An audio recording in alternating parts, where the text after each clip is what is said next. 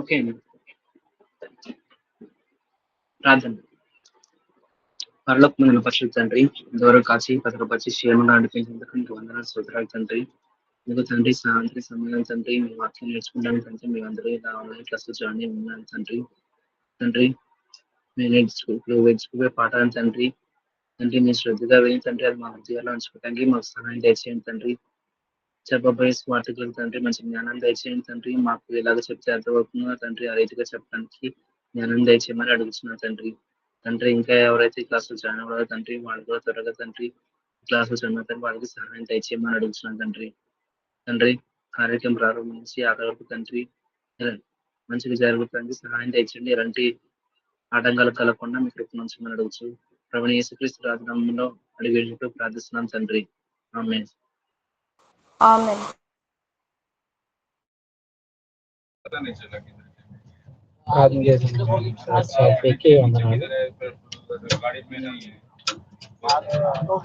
గత వారంలో సంఖ్యాకాండం గురించి తెలుసుకోవడం జరిగింది. మోషే యొక్క నాయకత్వంలో ఇశ్రాయేలీయులు ఎలాగ అరణ్యంలో నడిపింపబడ్డారో, మోషే మీద దేవుని మీద ఎలాంటి తిరుగుబాటు చేశారనేది మనం గత వారంలో నేర్చుకున్నాం. ఈ వారంలో ద్వితీయోపదేశ కాండం గురించి వివరించడానికి మన మధ్య సహోదరులు ఇమ్మానుయేల్ గారు మన మధ్య ఉన్నారు. సహోదరులు మనకి ద్వితీయోపదేశ కాండాన్ని వివరిస్తారు. వీలైనంత వరకు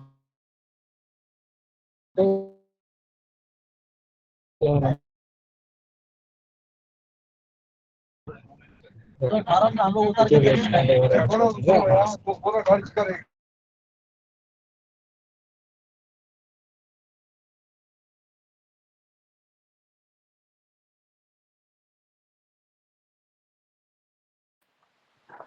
అందరికీ వందనాలు అన్నయ్య. ఆల్రెడీ ఇప్పుడు జాయిన్ అయిన వాళ్ళ తాలూకు అటెండెన్స్ తీసుకున్నాను. నంబర్స్ నోట్ చేసుకున్నాను. 3 Suresh Kezia roll number 21. Nirmala 18 brother. వందనాలు బ్రదర్.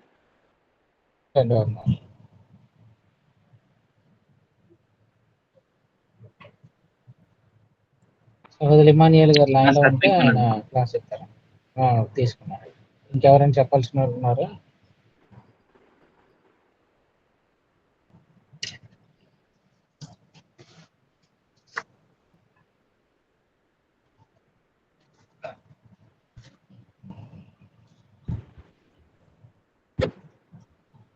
సహోదరు ఇమానియల్ గారు లైన్ లో ఉంటే క్లాస్ తీసుకోవాల్సిందిగా ఓకే అందరికీ ప్రభు నేస్తున్నామంలో వందనాలండి. ఓకే మనం వందనాలు. ఈరోజు మనము ద్వితీయోపదేశ కాండము అనేటువంటి పుస్తకంలో ఉన్నటువంటి దేవుడు ఇశ్రాయేలు ప్రజలకు ఆదేశించినటువంటి సంగతులను మనం తెలుసుకోవడానికి మరి ఈరోజు ప్రయత్నం చేయబోతున్నాం. ఎవరైనా ప్రార్థన చేస్తారండి దీని గురించి? ద్వితీయోపదేశ కాండం మనందరికి అర్థమయ్యేలాగా దేవుడు మనకు సహాయం చేయలాగిన మీరు ఎవరైనా ఒకరు ప్రార్థన చేయండి.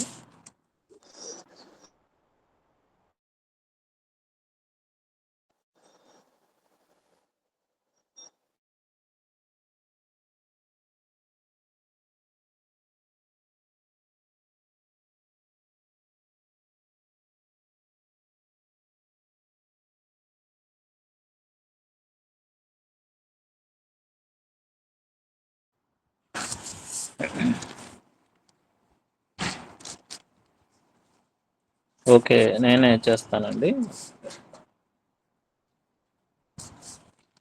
ప్రార్థన చేసుకుందాం.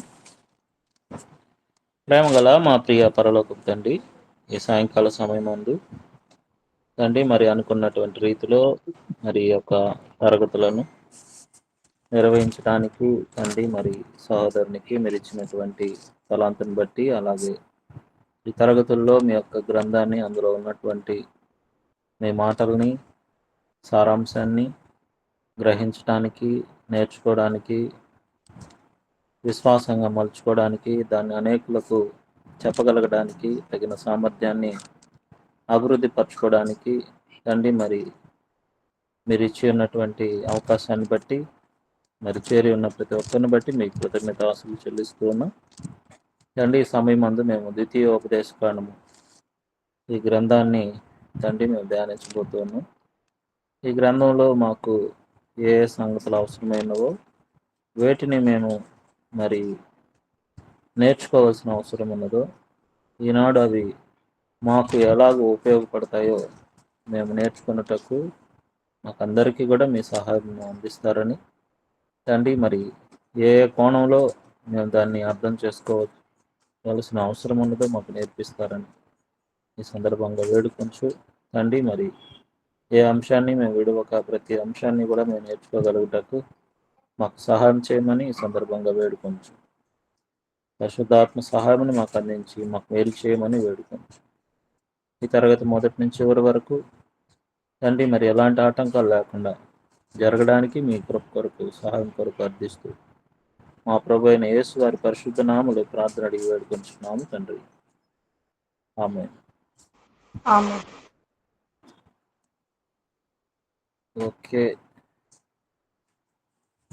ద్వితీయ ఉపదేశ కాండము అంటే రెండవసారి ఉపదేశించబడేటువంటి సంగతులు అని అర్థం. ద్వితీయ అంటే రెండవసారి. మరి రెండవసారి ఉపదేశించాల్సినటువంటి అవసరం ఏమొచ్చింది? ఆల్రెడీ ఉపదేశించబడి ఉన్నాయి కదా. అంటే ఈ 5 కాండాలు కూడా మోషే గారు రచించడం జరిగింది.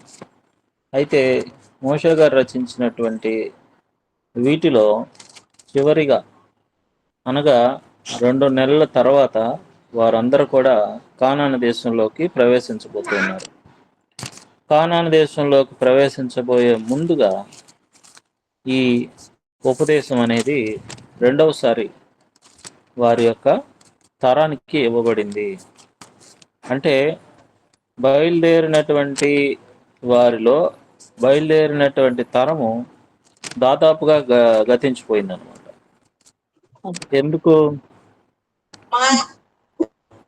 ఎందుకంటే వారు అరణ్యంలో దేవుని చాలా విసిగించారు. అందరికీ వాయిస్ క్లియర్గా ఉందండి?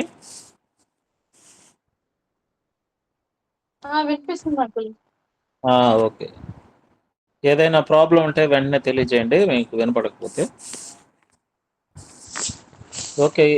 అంటే ఈ సంగతులను మళ్ళా వాళ్ళకి చెప్పాల్సినంత అవసరం ఏమొచ్చి ఉంటుంది అని ప్రశ్న మనం కనుక వేసుకుంటే, మనకు తెలుసు మోషే గారు ఒక ఆవేశంలో ఒక పెద్ద తప్పు చేసేసాడు. చెప్తారండి తప్పేందో? బండితో మాట్లాడమంటే కొడతారు. సో దాన్ని కొట్టడం అనేది దేవుని యొక్క సో ఇలా ధిక్కరించడం వల్ల దాని పరిణామాలు ఏం ఎదుర్కోవాల్సి వచ్చింది అని అంటే, దేవుడు ఆయన్ని కానాను దేశంలోకి ప్రవేశించడానికి అనుమతిని నిరాకరించాడు అనమాట. అంటే దేవుడు కానాను దేశంలోకి ఆయన్ని పోనివ్వలేదు. సో దీన్ని బట్టి మనకేమర్థమవుతుందంటే, దేవుని చిత్తాన్ని జరిగించడంలో ప్రతి ఒక్కరు జాగ్రత్తగా ఉండాలి. దేవునికి మనందరం కూడా ఎంతో సేవ చేసాం అనే దాన్ని బట్టి దేవుడు పరలోక రాజ్యాన్ని ఇవ్వడు. అంటే వాగ్దానాలు స్వతంత్రించుకోవడానికి మరి అందరికీ కూడా అవకాశం ఉండదు. యేసుక్రీస్తు వారు మత్తయి సువార్త 7వ అధ్యాయంలో చెప్పినట్టుగా, ప్రభువా ప్రభువా నన్ను పిలిచి ప్రతివాడు పరలోక రాజ్యంలో పోడు. నీ నామాన్ని మేము దయ్యాలు అలగొట్టాం, నీ నామాన్ని మేము అద్భుతాలు చేసాం, సూచక్రియలు చేసాం అని చాలామంది మమ్మల్ని పరలోక రాజ్యానికి అంగీకరించండి అని చెప్పి అడగబోయేటువంటి పరిస్థితి అయితే ఉంది. కానీ ప్రభు చెప్పినట్టుగా, అక్రమం చేయవారులారా నేను మిమ్మల్ని ఎరుగను అని చెప్పేటువంటి పరిస్థితి ఆ రోజు ఉండబోతుంది.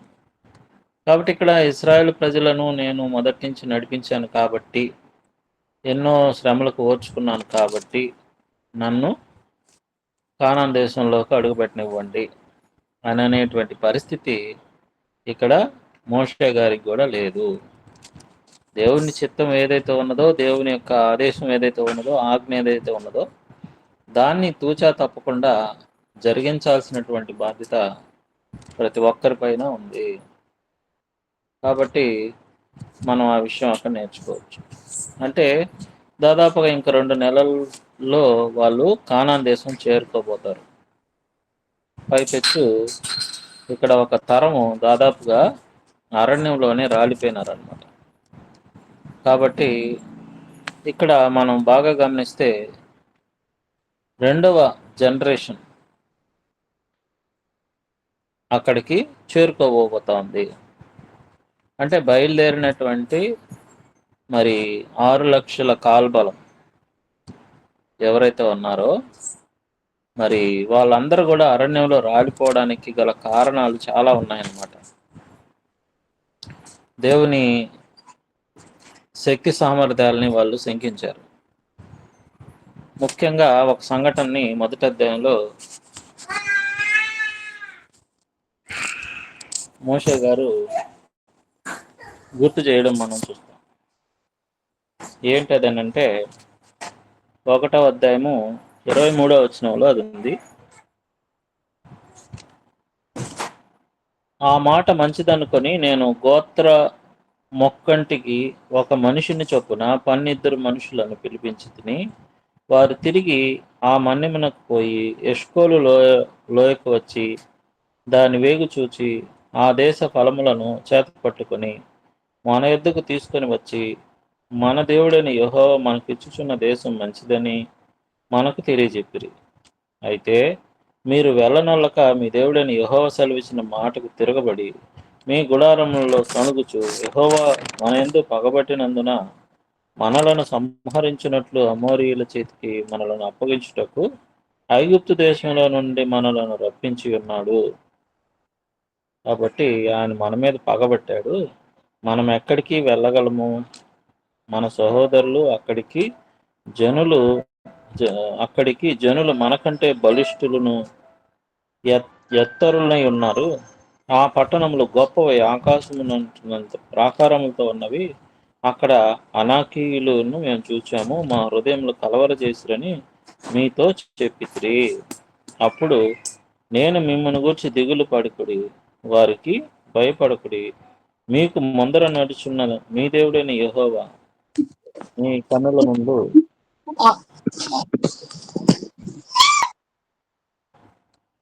ఐగుప్తులోను అరణ్యంలోను మీ కొరకు చేసినట్టు మీ పక్షముగా యుద్ధం చేస్తాడు. అంటే ఈ సంఘటన మనకి సంఖ్యాకాండము 14వ అధ్యాయంలో ఉంటుందన్నమాట. సో ఒకసారి వెళ్దాం, ఎందుకంటే ఇది ఒక చారిత్రాత్మకమైనటువంటి సంఘటన. అది 13వ అధ్యాయంలో కొంతమంది పేర్లని యూదా గోత్రం వారు అందరూ ఎవరెవరో అక్కడ తెలియజేయడం జరిగింది. అయితే 13వ అధ్యాయంలో దాదాపుగా చివరి భాగంలో మనం ఈ సంగతులను చూస్తాం.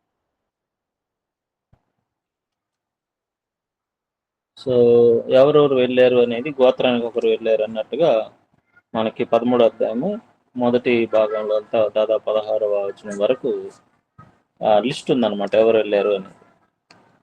సో మోషే కానాను దేశమును సంచరించి చూచుటకు వారిని పంపినప్పుడు వారితో ఇట్లా, నేను మీరు ధైర్యం తెచ్చుకొని దాని దక్షిణ దిక్కున ప్రవేశించి ఆ కొండ ఎక్కి ఆ దేశము ఎట్టిదో, దానిలో నివసించు జనము బలము గలదో బలం లేనిదో, కొంచెమైనదో విస్తారమైనదో, వారు నివసించు భూమి ఎట్టిదో, అది మంచిదో చెడ్డదో, వారు నివసించు పట్టణములు ఎట్టివో, వారు గుడారములో నివసించుదురో కోటల్లో నివసిస్తురో, ఆ భూమి సారమైనదో నిస్సారమైనదో, చెట్లు ఎలా ఉన్నవో, సో ఇవన్నీ కూడా చూసి రమ్మని చెప్పి వారిని పంపించడం జరిగింది.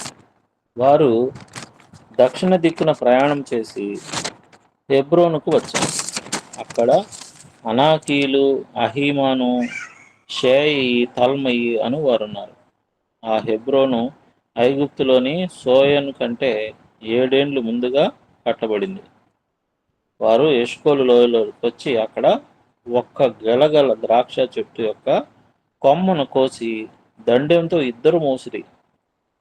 సో దీన్ని బట్టి మనకు అర్థమవుతుంది ఆ దేశం చాలా బలమైనటువంటి దేశము, ఇలాంటి ఒక చక్కని పంటలు పండేటువంటి దేశం, పాలు తేనెలు ప్రవహించే దేశం అని దేవుడు వర్ణించడం మనం చూస్తాం. అంటే దాని అర్థం పాలు తేనె వస్తుంటాయని కాదు, కానీ విస్తారంగా మనిషి యొక్క జీవనానికి కావాల్సినటువంటి అన్ని మరి వనరులు సమకూర్చబడినటువంటి దేశం. సో ఇవన్నీ కూడా వాళ్ళు ఆ లోయలో చూశారు. చూసిన తర్వాత ఇప్పుడు రిపోర్టు కావాలన్నమాట. రిపోర్ట్ ఏంటి, ఏముంది ఆ దేశంలో? ఆ రిపోర్ట్ని 27వ వచనం నుంచి తెలియజేస్తున్నారు. ఎవరైనా చదువుతారండి? సంఖ్యాకాండం 13వ అధ్యాయం 27వ వచనం నుంచి.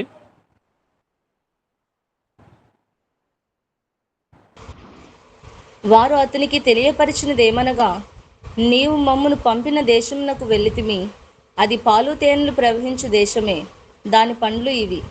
అయితే ఆ దేశంలో నివసించు జనులు బలవంతులు, వారి పట్టణములు ప్రాకారము గలవి, అవి మిక్కిలి గొప్పవి.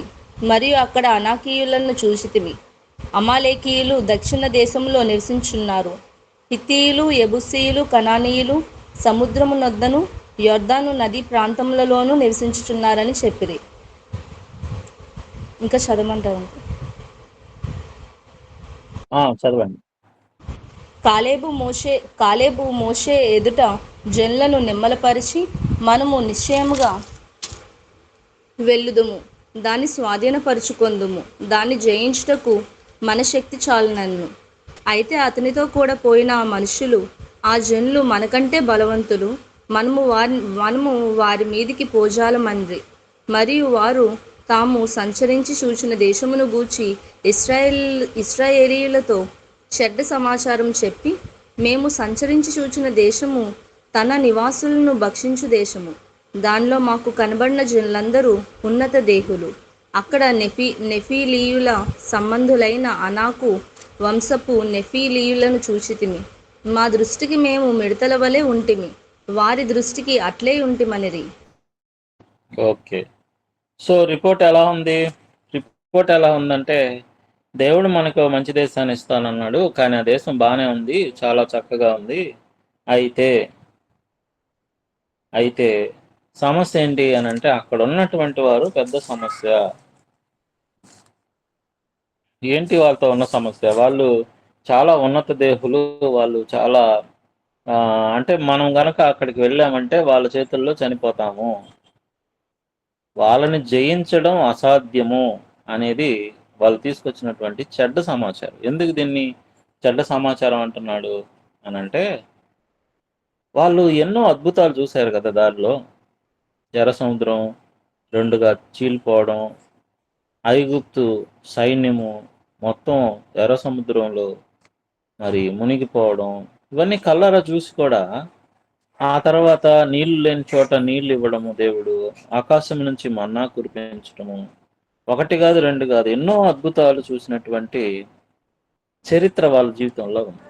మరి అన్ని చూసిన వ్యక్తులు ఇక్కడికి వచ్చాక వారు స్వాధీనపరచుకోబోయేటువంటి కానాను దేశంలో వెళ్ళి ఆ దేశాన్ని చూసి దేశాన్ని మెచ్చుకోవాల్సినటువంటి వాళ్ళు, ఇలాంటి దేశాన్ని దేవుడు మనకు ఇవ్వబోతున్నాడని సంబరపడాల్సినటువంటి వీళ్ళు వాళ్ళని చూసి భయపడ్డారు.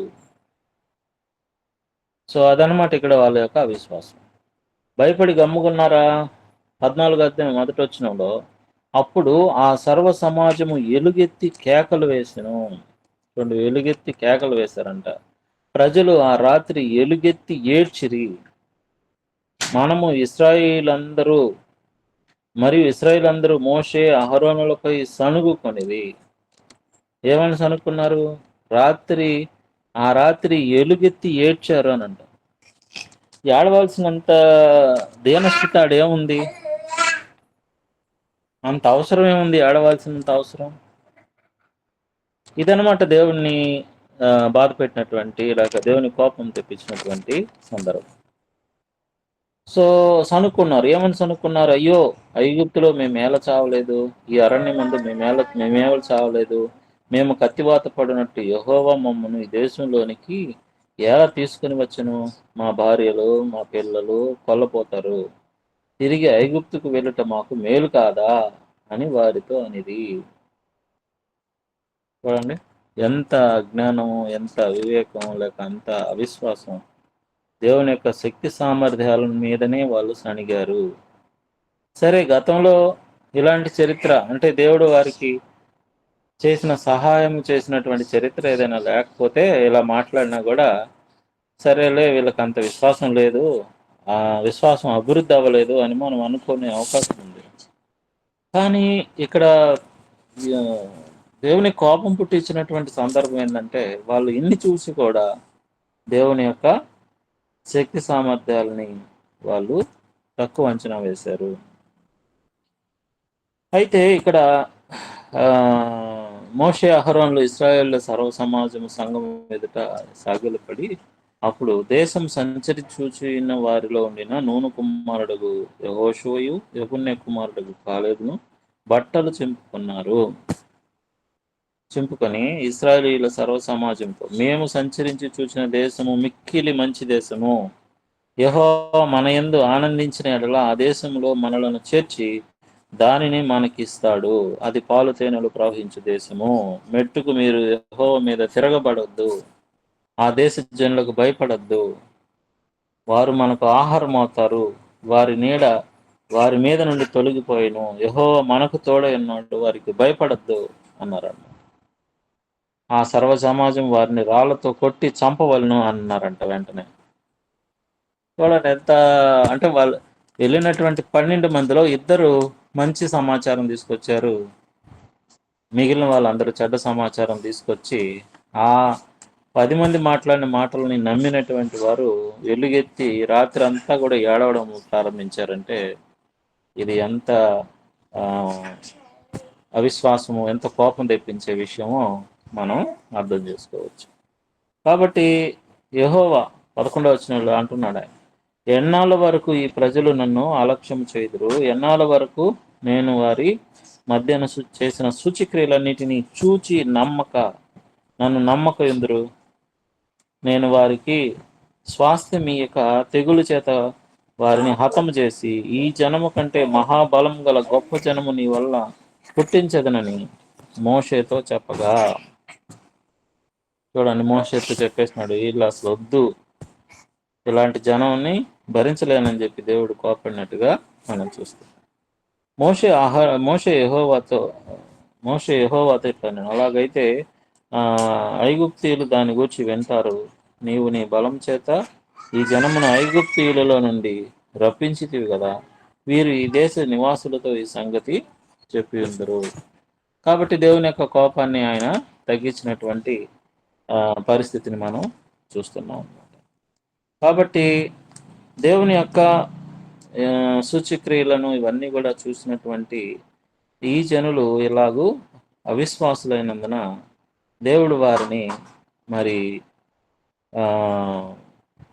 కానాను దేశంలోకి, అంటే ఆ తరం వారిని కానాను దేశంలోకి 23వ వచనంలో అంటున్నాడు, కాగా వారి పితరుల ప్రమాణపూర్వకంగా నేనిచ్చిన దేశమును వారు చూడరు, నన్ను అలక్ష్యం చేసిన వారిలో ఎవరునూ దానిని చూడరు. నా సేవకుడైన కాలేబు మంచి మనసు కలిగి పూర్ణ మనసుతో నన్ను అనుసరించిన హేతువు చేత అతడు పోయిన దేశంలో అతన్ని ప్రవేశపెట్టెదను, అతని సంతతి దాన్ని స్వాధీనపరుచుకుంటుంది అని చెప్పి దేవుడు అక్కడే మాట చెప్పడం మనం చూస్తాం. సో దీన్ని బట్టి ఏం జరిగింది, ఈ సంఖ్యాకాండము పూర్తయ్యేటప్పటికి అని అంటే వాళ్ళు దాదాపుగా ఫస్ట్ జనరేషన్ అంతా కూడా అంతరించిపోయినటువంటి పరిస్థితిలోకి వచ్చారు. కాబట్టి ఇప్పుడు ఉన్నటువంటిది సెకండ్ జనరేషన్. కాబట్టి సెకండ్ జనరేషన్కి దేవుని గురించిన సంగతులు ఆనాడు మొదటి నుంచి ఇశ్రాయేలీలు బయటకు వచ్చినప్పటి నుంచి దేవుడు వారికి ఇచ్చినటువంటి ప్రతి కట్టడ, ప్రతి ఆజ్ఞ, నియమాలు అన్నీ కూడా వాళ్ళకి తెలియజెప్పడం చాలా చాలా అవసరం. రెండోది, మోషే గారు కానాన్ దేశంలోకి వెళ్ళపోవటం లేదు. అంటే ఆయన ఇక్కడే ఆగిపోబోతూ ఉన్నాడు. ఈ ప్రాంతాల్లోనే ఆయన ఆగిపోబోతున్నాడు. సో ద్వితీయ ఉపదేశము చాలా చాలా అవసరమైందనమాట ఇక్కడ. అంటే ఫస్ట్ జనరేషన్ చాలా సంగతులు విన్నారు, అనుభవించారు, కానీ రాలిపోయారు. అయితే వాళ్ళ తర్వాత తరము మళ్ళీ దేవుని యొక్క ఆజ్ఞలన్నీ కూడా తెలుసుకోవాలి.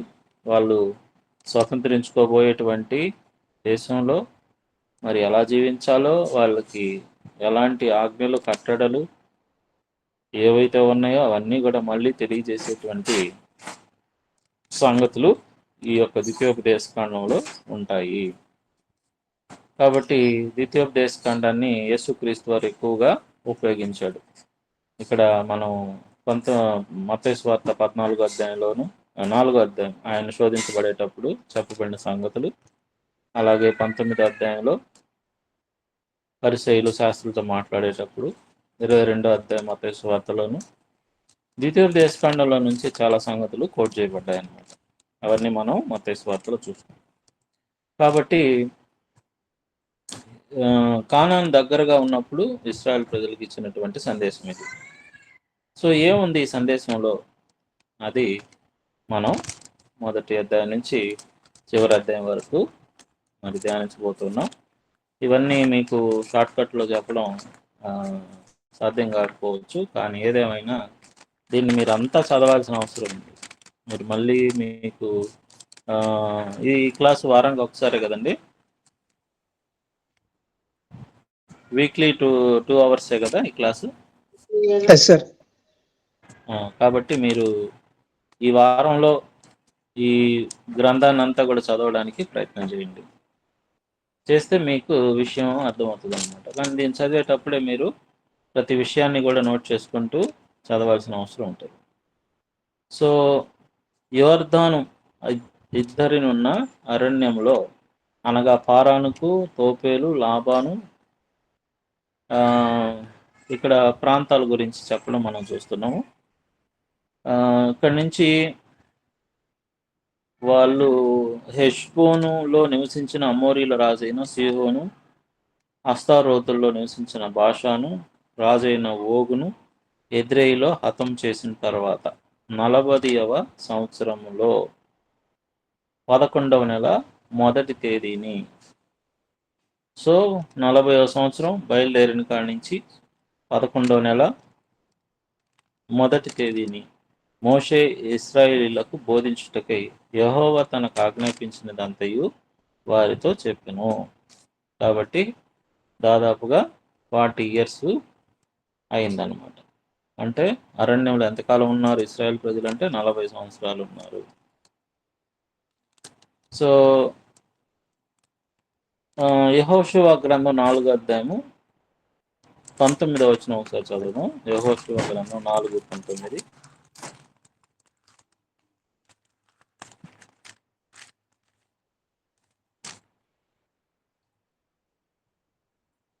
మొదటి నెల 10వ తేదీని జనులు యోర్దానులో నుండి ఎక్కి వచ్చి యెరికో తూర్పు ప్రాంతమందలి గిల్గాలులో దిగగా. సో ఏ నెల ఇది? మొదటి నెల అంటే 41వ సంవత్సరం నెల 10వ తేదీన వీళ్ళు కానాన్ దేశంలోకి అడుగుపెట్టేసినారు అన్నమాట. సో ఎన్ని నెలలు పట్టింది? ఇక్కడ 11వ నెల మొదటి తేదీని మాట్లాడుతున్నాడు. ఇక్కడికి వచ్చేటప్పటికే ఆల్రెడీ యెహోషువ గారు నాయకత్వంలో వాళ్ళు కానాన్ దేశంలో అడుగుపెట్టారు. ఇక్కడ మొదటి నెల 10వ తేదీ అన్నాడు, ఇక్కడేమో 40వ సంవత్సరం 11వ నెల మొదటి తేదీ. అంటే 11వ నెల మొదటి తేదీ, మొదటి నెల 10వ తేదీ, దాదాపుగా 2 నెలల కాలం పట్టిందనమాట వాళ్ళు కానాన్ చేరుకోవడానికి. అంటే దాదాపుగా ఎడ్జ్లో ఉన్నారనమాట కానాన్ దేశానికి. సో అలాంటి టైంలో ఇవ్వబడినటువంటి ఉపదేశమే ద్వితీయ ఉపదేశము. ఎందుకంటే కారణాలు మనం చూసాం. కారణాలు ఏంటి? మొదటిది ఎవరైనా చెప్తారా? కారణం ఏందో ఇప్పుడు దాకా చెప్పిన దాన్ని బట్టి.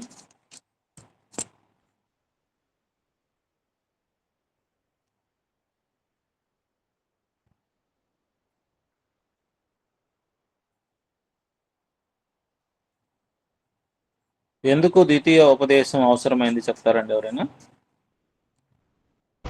మోషే గారు మళ్ళీ వాళ్ళతో పాటు కనాన్కి వెళ్ళరు కనుక వాళ్ళు అక్కడ ఎలా నివసించాలో ఉమ్, అన్ని జన మధ్యలో వాళ్ళు ఎలా నివసించాలి, ఎవరిని పెళ్లి చేసుకోవాలి, అవన్నీ వాళ్ళకి తెలియాలి. దేవుని వాక్యానుసారంగా వాళ్ళు నడుచుకోవాలని మళ్ళీ రెండోసారి వాళ్ళకి ఉపదేశిస్తున్నారు. వీళ్ళు సెకండ్ జనరేషన్ కనుక. ఓకే. సెకండ్ జనరేషన్ ఎందుకు వచ్చింది ఇక్కడికి? ఫస్ట్ జనరేషన్ అందరూ ఆ ఉమ్, చెడ్డ సమాచారం విని నమ్మి దేవుని శక్తిని వాళ్ళు ఆశ్రయించలేదు. Um. Okay, very good. So ఇలాంటి కారణాలన్నీ మన ముందు పెట్టుకున్నప్పుడు ఇప్పుడు నెక్స్ట్ జనరేషన్ ఇంకెంత జాగ్రత్తగా ఉండాలో అదనమాట మోషే గారి యొక్క కన్సర్న్ ఇక్కడ. జాగ్రత్తగా లేకపోతే, దేవుని ఆజ్ఞలకు లోబడితే ఏమవుతుంది, లోబడకపోతే ఏమవుతుంది, ఈ విషయాలన్నీ కూడా జనరేషన్ ఖచ్చితంగా తెలుసుకొని తీరాలి. కాబట్టి యెహోవా తనకు ఆజ్ఞాపించినదంతయు వారితో చెప్పాడు. యోర్దాను ఇద్దరినున్న మోయాబు దేశమున మోషే ఈ ధర్మశాస్త్రమును ప్రకటింప మొదలుపెట్టి ఇట్లా నేను. కాబట్టి ఏం చెప్పుకొస్తున్నాడు ఇప్పుడు మోషే గారి వారితో?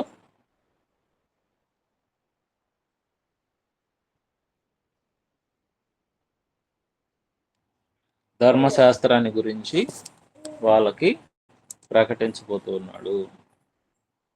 సో మన దేవుడైన యెహోవా హోరేబులో మనకు ఇలాగూ సెలవిచ్చాడు, ఈ పర్వతమునొద్ద మీరు నివసించిన కాలము చాలు. కాబట్టి ఇక్కడ దాకా వచ్చారు చాలు, ఇక్కడ నివసించిన చాలు. మీరు తిరిగి ప్రయాణమై అమోరీల మన్యమునకును ఆరాబాలోను సో దక్షిణ దిక్కునున్న సముద్ర తీరంలో ఉన్న స్థలములన్నిటికీ కానాను దేశమునకును లెబనోనునకును మహానది అయిన యూఫ్రటీస్ నది వరకును వెళ్ళండి. ఇదిగో ఆ దేశమును మీకు అప్పగించితిని. మీరు వెళ్ళి యెహోవా మీ పితరులైన అబ్రహాము, ఇస్సాకు, యాకోబులు వారి తరువాత వారి సంతానమునకును ఇచ్చేదనని నేను ప్రమాణం చేసిన దేశమును స్వాధీనపరచుకోండి. సో స్వాధీనపరచుకోండి, మీరు వెళ్ళి ఆయా దేశాలని స్వాధీనపరచుకోండి అని చెప్పడం ప్రారంభించాడు. సో అక్కడ జరిగినటువంటి పరిస్థితులన్నీ కూడా చెప్పడం మనం చూస్తున్నాం. 13వ వచనంలో, జ్ఞాన వివేకములు కలిగి మీ గోత్రములలో ప్రసిద్ధి చెందిన మనుషులను ఏర్పరచుకోండి, వారిని మీ మీద నియమించదనని మీతో చెప్పగా నీవు చెప్పిన మాట చొప్పున చేయటం మంచిదని నాకు ఉత్తరం ఇచ్చారు. దేని గురించి చెప్తున్నాడు ఇక్కడ అంటే న్యాయాధిపతుల గురించి చెప్తున్నాడు. న్యాయాధిపతులు ఏం చేస్తారు? కాబట్టి బుద్ధి కలిగి ప్రసిద్ధులైన మీ గోత్రంలో ముఖ్యులను పిలిపించుకొని మీ గోత్రములకు న్యాయాధిపతులుగా ఉండుటకై 1000 మందికి ఒకడు, 100 మందికి ఒకడు, 50 మందికి ఒకడు, 10 మందికి ఒకడు వారిని మీ మీద నేను నియమించాను. అప్పుడు నేను మీ న్యాయాధిపతుల్లో మీ సహోదరుల వ్యాజ్యములను తీర్చి ప్రతి మనుషునికి వారి సహోదరునికి వారి యొద్దనున్న పరదేశికి న్యాయమును బట్టి మీరు తీర్పు తీర్చాలి. సో తీర్పు తీర్చేదానికోసం న్యాయాధిపతుల్ని, అంటే ఏదైనా గొడవలు వచ్చినప్పుడు చాలా జనాభా ఉన్నారు కాబట్టి వాళ్ళకు వచ్చేటువంటి గొడవలను తీర్చేదానికి వాళ్ళని నియమించడం జరిగింది. సో న్యాయాధిపతుల గురించిన ప్రస్తావన తెచ్చాడు. అలాగే 19వ వచనం నుంచి వారు స్వాధీనపరచుకోబోయేటువంటి దేశానికి సంబంధించినటువంటి మరి సమాచారాన్ని గురించిన విషయాలు, అంటే ఇప్పుడు చూడండి, దాన్ని స్వాధీనపరచుకునము, భయపడకము, అధైర్యపడకమని నీతో చెప్పి తిని. మీరందరూ నా ఎద్దకు వచ్చి ఏమన్నారు? ముందుగా ఎవరినైనా పంపిద్దామండి, ఆ దేశాన్ని వాళ్ళు చూసి వస్తారు అని చెప్పి అన్నారు. దాని ప్రకారం నేను 12 మందిని గోత్రానికి ఒకరిని పంపిస్తే మీరు ఎలా తిరుగుబాటు చేశారు అని ఆ తిరుగుబాటుకు సంబంధించినటువంటి సంగతులను తెలియజేయడం ఆ అధ్యాయం అంతట్లో చూస్తాం అన్నమాట.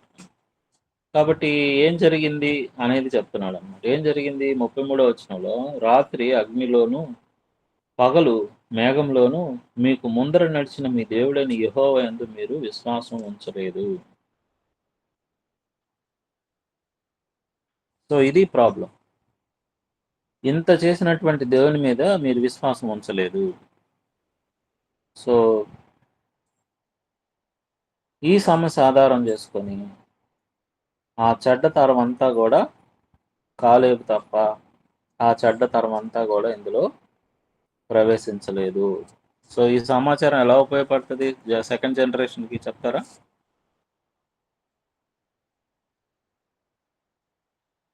వాళ్ళు ఎల్లప్పుడూ దేవుణ్ణి ఇంకా విడిచిపెట్టకూడదు. మేము దేవుణ్ణే ఆశ్రయించాలి. ఒకవేళ ఆశ్రయించకపోతే మేము కూడా మా ముందున్న మా తల్లిదండ్రులాగా మేము కూడా నశించిపోతాము అని.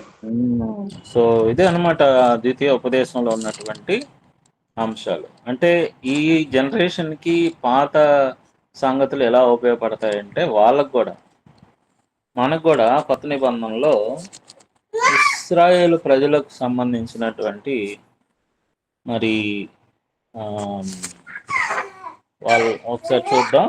మొదటి కొరింథీ పత్రిక 10వ అధ్యాయంలో మొదటి కొరింథీ 10వ అధ్యాయము మొదటి 6 వచనాలు ఎవరైనా చదవండి.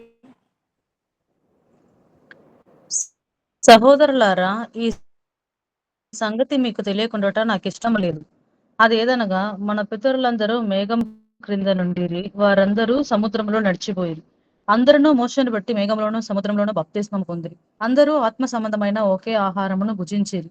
అందరూ ఆత్మ సంబంధమైన ఒకే పానీయమును పానము చేసిరి. ఏలయనగా తమను వెంబడించిన ఆత్మ సంబంధమైన బండలోనిది త్రాగిరి. ఆ బండ క్రీస్తే. అయితే వారిలో ఎక్కువ మంది దేవునికి ఇష్టలుగా ఉండకపోయిరి గనుక అరణ్యంలో సంహరింపబడిరి. వారు ఆశించిన ప్రకారము మనము చెడ్డ వాటిని ఆశింపకుండానట్లు ఈ సంగతులు మనకి దృష్టాంతములుగా ఉన్నవి. సో ఆనాడు ఇశ్రాయేలీయులు ప్రవర్తించిన ప్రవర్తన ఇప్పుడు మనం చూస్తున్న సెకండ్ జనరేషన్ కూడా ఇందులో ఉన్నారు.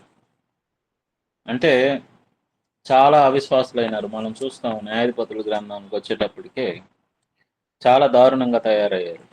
అంటే జనరేషన్ టు జనరేషను ఇంకొంచెం బలపడాల్సిన పరిస్థితిని పోయి ఇంకా దిగజారిపోయినటువంటి పరిస్థితులు మనం చూస్తాం. ఇంకా అవిశ్వాసులు అయిపోయినటువంటి పరిస్థితులు మనం చూస్తాం అన్నమాట. కాబట్టి ఇక్కడ ఏం చెప్తున్నాడు ఆయన అంటే వారు ఉండలేకపోయారు కాబట్టి సంహరించబడ్డారు, ఇలా నష్టపోయారు.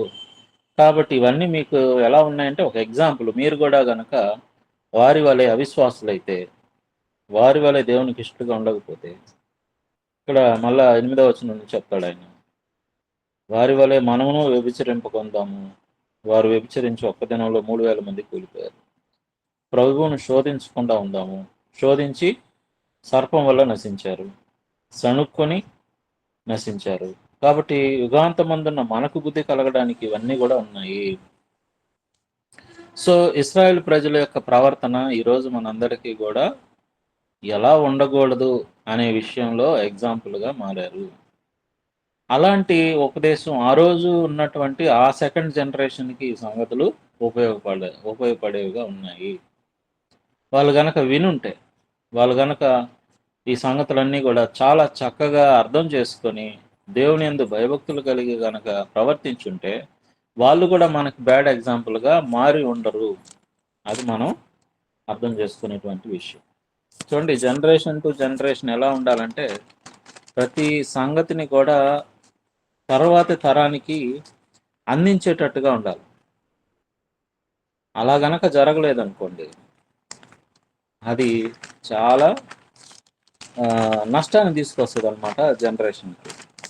అందుకే చూడండి 6వ అధ్యాయంలో ద్వితీయోపదేశకాండంలో ఒక చక్కని మాటని దేవుడు వాళ్ళకి ఆజ్ఞాపిస్తున్నాడు. ఏంటి ఆజ్ఞ? ఒకసారి 6వ అధ్యాయము 4వ వచనం నుంచి 9వ వచనం వరకు ఎవరైనా ఇంకెవరైనా చదవండి, చదివిన వాళ్ళు కాకుండా. ద్వితీయోపదేశకాండం 6వ అధ్యాయము 4 to 9. ఇశ్రాయేలీయులు వినుము, మన దేవుడైన యెహోవా అద్వితీయుడగు యెహోవా. నీ పూర్ణ హృదయంతోనూ, నీ పూర్ణ ఆత్మతోనూ, నీ పూర్ణ శక్తితోనూ నీ దేవుడైన యెహోవాను ప్రేమింపవలెను. నేడు నేను నీకు ఆజ్ఞాపించు ఈ మాటలు నీ హృదయంలో ఉండవలెను. నీవు నీ కుమారులకు వాటిని అభ్యాసం చేసి నీ ఇంట కూర్చున్నప్పుడును, త్రోవను నడుచునప్పుడును, పండుకొనున్నప్పుడును, లేచినప్పుడును వాటిని గురించి మాట్లాడవలెను. సూచనగా వాటిని నీ చేతికి కట్టుకొనవలెను. అవి నీ కన్నుల నడుమను బాసికముల వలె ఉండవలెను. నీ ఇంటి ద్వార బంధకము మీద, నీ గుమ్మముల మీదను వాటిని వ్రాయవలెను. ఓకే. ఏంటి ఇక్కడ సమాచారం? మొదట దేవుని యొక్క ఆజ్ఞలు, కట్టడాలు అన్నీ కూడా ముందు నీ హృదయంలో ఉండాలి. తర్వాత వాటిని ఏం చేయాలి?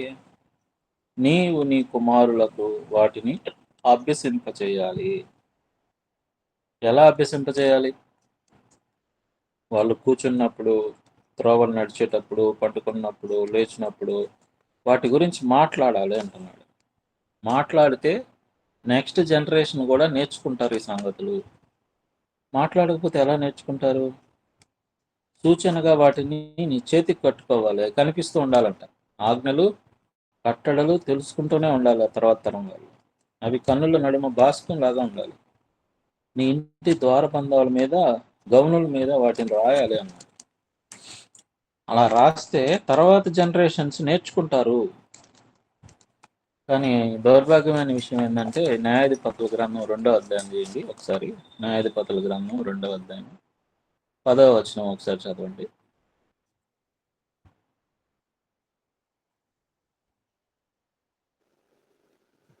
ఆ తరము వారందరూ తమ పితరుల యొద్దకు చేర్చబడిరి. వారి తరువాత యెహోవానైనను ఆయన ఇశ్రాయేలీయుల కొరకు చేసిన కార్యములనైనను ఎరుగని తరము ఒక్కటి పుట్టగా.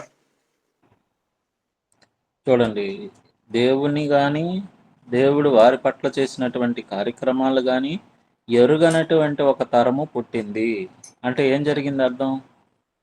ఏం జరిగిందని అర్థం?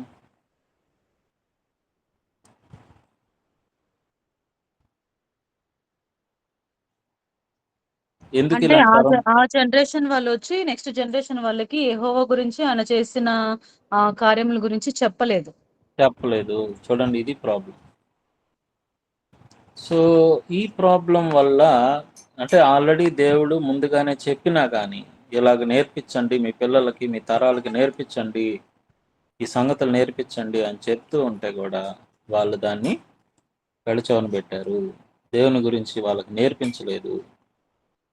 అలా నేర్పించకపోవడం వల్ల ఈ తరం ఏమైపోయిందని చెప్తున్నాడు అనమాట. ఇక్కడ 11వ వచనంలో ఇశ్రాయేలీయులు యెహోవా కన్నులు ఎదురు కీడు చేసి ఐగుప్తు దేశం నుండి వారు రప్పించిన తమ పితరులైన దేవుడైన యెహోవాను విసర్జించి బయలుదేవతలను పూజించి. చూడండి, తరం అంతా కూడా ఏమైపోయింది? తరం నాశనం అవుతూ వస్తుంది. దేవుని గురించి తెలియట్లేదు. సో మనం ఇప్పుడైనా కొత్త నిబంధనలో ఉన్నటువంటి మనం మన పిల్లలకి ఖచ్చితంగా దేవుని గురించి, యేసుక్రీస్తు వారి గురించి, పరిశుద్ధాత్మను గురించి, పరలోక రాజ్యాన్ని గురించి, యేసుక్రీస్తు వారి యొక్క నూతన నిబంధనలో ఇవ్వబడినటువంటి నియమాల గురించి మనం చిన్నతనం నుంచే పిల్లలకు నేర్పించడం చాలా చాలా అవసరం. మన తరము తర్వాత తరం కూడా వారు దేవుని విడిచిపెట్టకుండా కాపాడుకొని ఉండడం కోసం మనం ప్రయత్నం చేయకపోతే చాలామందిని మనం చూస్తూ ఉంటాం. సండే స్కూళ్ళు వెరీ వెరీ ఇంపార్టెంట్, కానీ school work is more important అంటుంటారు.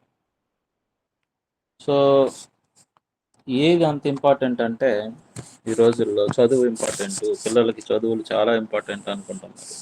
కానీ ఆ చదువుల కంటే అసలైనటువంటి చదువు ఇది. దీన్ని నేర్పించడం కనుక మానేసామంటే ఆ తరం నష్టపోయేటువంటి ప్రమాదం ఉంది. సో దేవుడు చూస్తున్నది అదే. మన తరం సరిగా లేకపోతే తర్వాత తరం అయినా బాగుంటుందేమని ఎదురు చూస్తున్నాడు. కాబట్టి ఆ తరానికి సంబంధించి జాగ్రత్తలు తీసుకోవడం చాలా చాలా అవసరమైనటువంటి విషయం. సో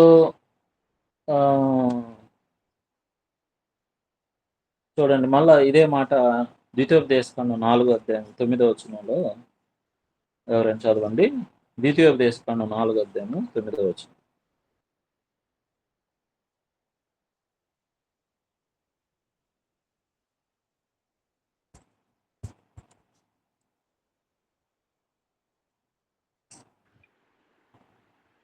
అయితే నీవు జాగ్రత్త పడుము, నీవు కన్నులారా చూచిన వాటిని మరవకుండునట్లును, అవి నీ జీవితకాలమంతయు నీ హృదయంలో నుండి తొలగిపోకుండునట్లును నీ మనసును బహు జాగ్రత్తగా కాపాడుకొనుము.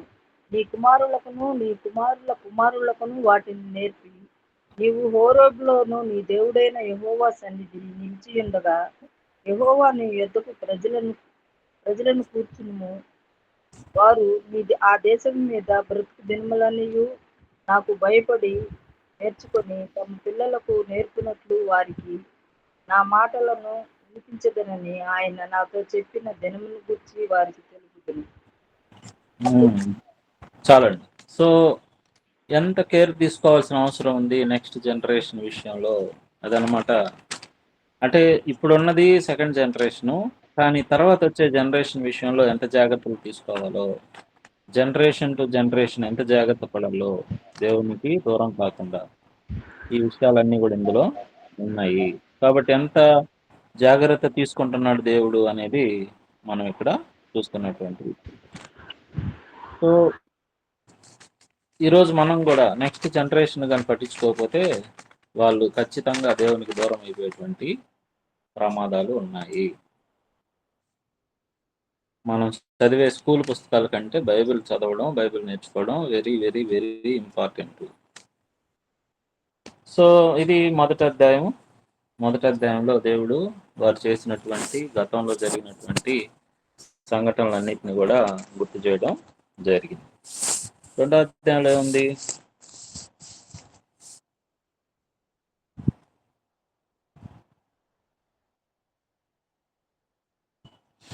రెండో అధ్యాయంలో మరి కాదేశు నుండి మోయాబు వరకు వారు ప్రయాణాలు గూర్చి ఎదోము దేశమును ఇవ్వనని దేవుడు వారికి చెప్పడాన్ని గురించి మొదటి 2 వచనాలు ఉన్నాయి. తర్వాత మోయాబీయుల గురించినటువంటి ప్రస్తావన ఉంది. అంటే ఏ దేశాలు వాళ్ళు స్వతంత్రించుకోవాలి, ఏ దేశాలను వాళ్ళు వదిలిపెట్టాలి అనే సమాచారము ఇందులో చెప్పడం జరిగింది. ఇందులో ముఖ్యంగా మనం 9వ వచనంలో మోయాబీయుల గురించి ఉంటుంది, 17వ వచనంలో అమోనీయుల యొక్క ప్రాంతాన్ని గురించినటువంటి ప్రస్తావన ఉంటుంది. ఈ రెండు కూడా మీరు తాకద్దు అని చెప్తాడు. ఎందుకు తాకద్దు? ఎందుకంటే అసలు మోయాబీయులు, అమోనీయులు ఎవరు అనేది మీకు ఎవరికైనా ఐడియా ఉందండి? మోయాబీయులు ఎవరు? మోయాబ్ ఎవరు? లోతు ఉన్నారు కదా అంకుల్, లోతు గారికి 2 కూతుర్లు. సో ఒకరి ద్వారా వచ్చిన వాళ్ళు అమ్మోనీయులు, ఒకరి ద్వారా వచ్చిన వారు వీళ్ళు మోయాబీయులు. సో కాబట్టి ఆ దేశాలు ఆ దేశాల దగ్గరికి వచ్చినప్పుడు వారితో యుద్ధం చెయ్యొద్దు అంటున్నాడు 9వ వచనంలో. వాళ్ళతో యుద్ధం చేయొద్దు. లోతు సంతానమునకును 6 దేశమును స్వాస్థ్యముగా ఇచ్చి తిని వారి భూమిలో ఏది నీకు స్వాస్థ్యముగా ఇవ్వను, కాబట్టి దాన్ని మీరు స్వతంత్రించుకోవాల్సిన అవసరము లేదు. సో అది చెప్పిన తర్వాత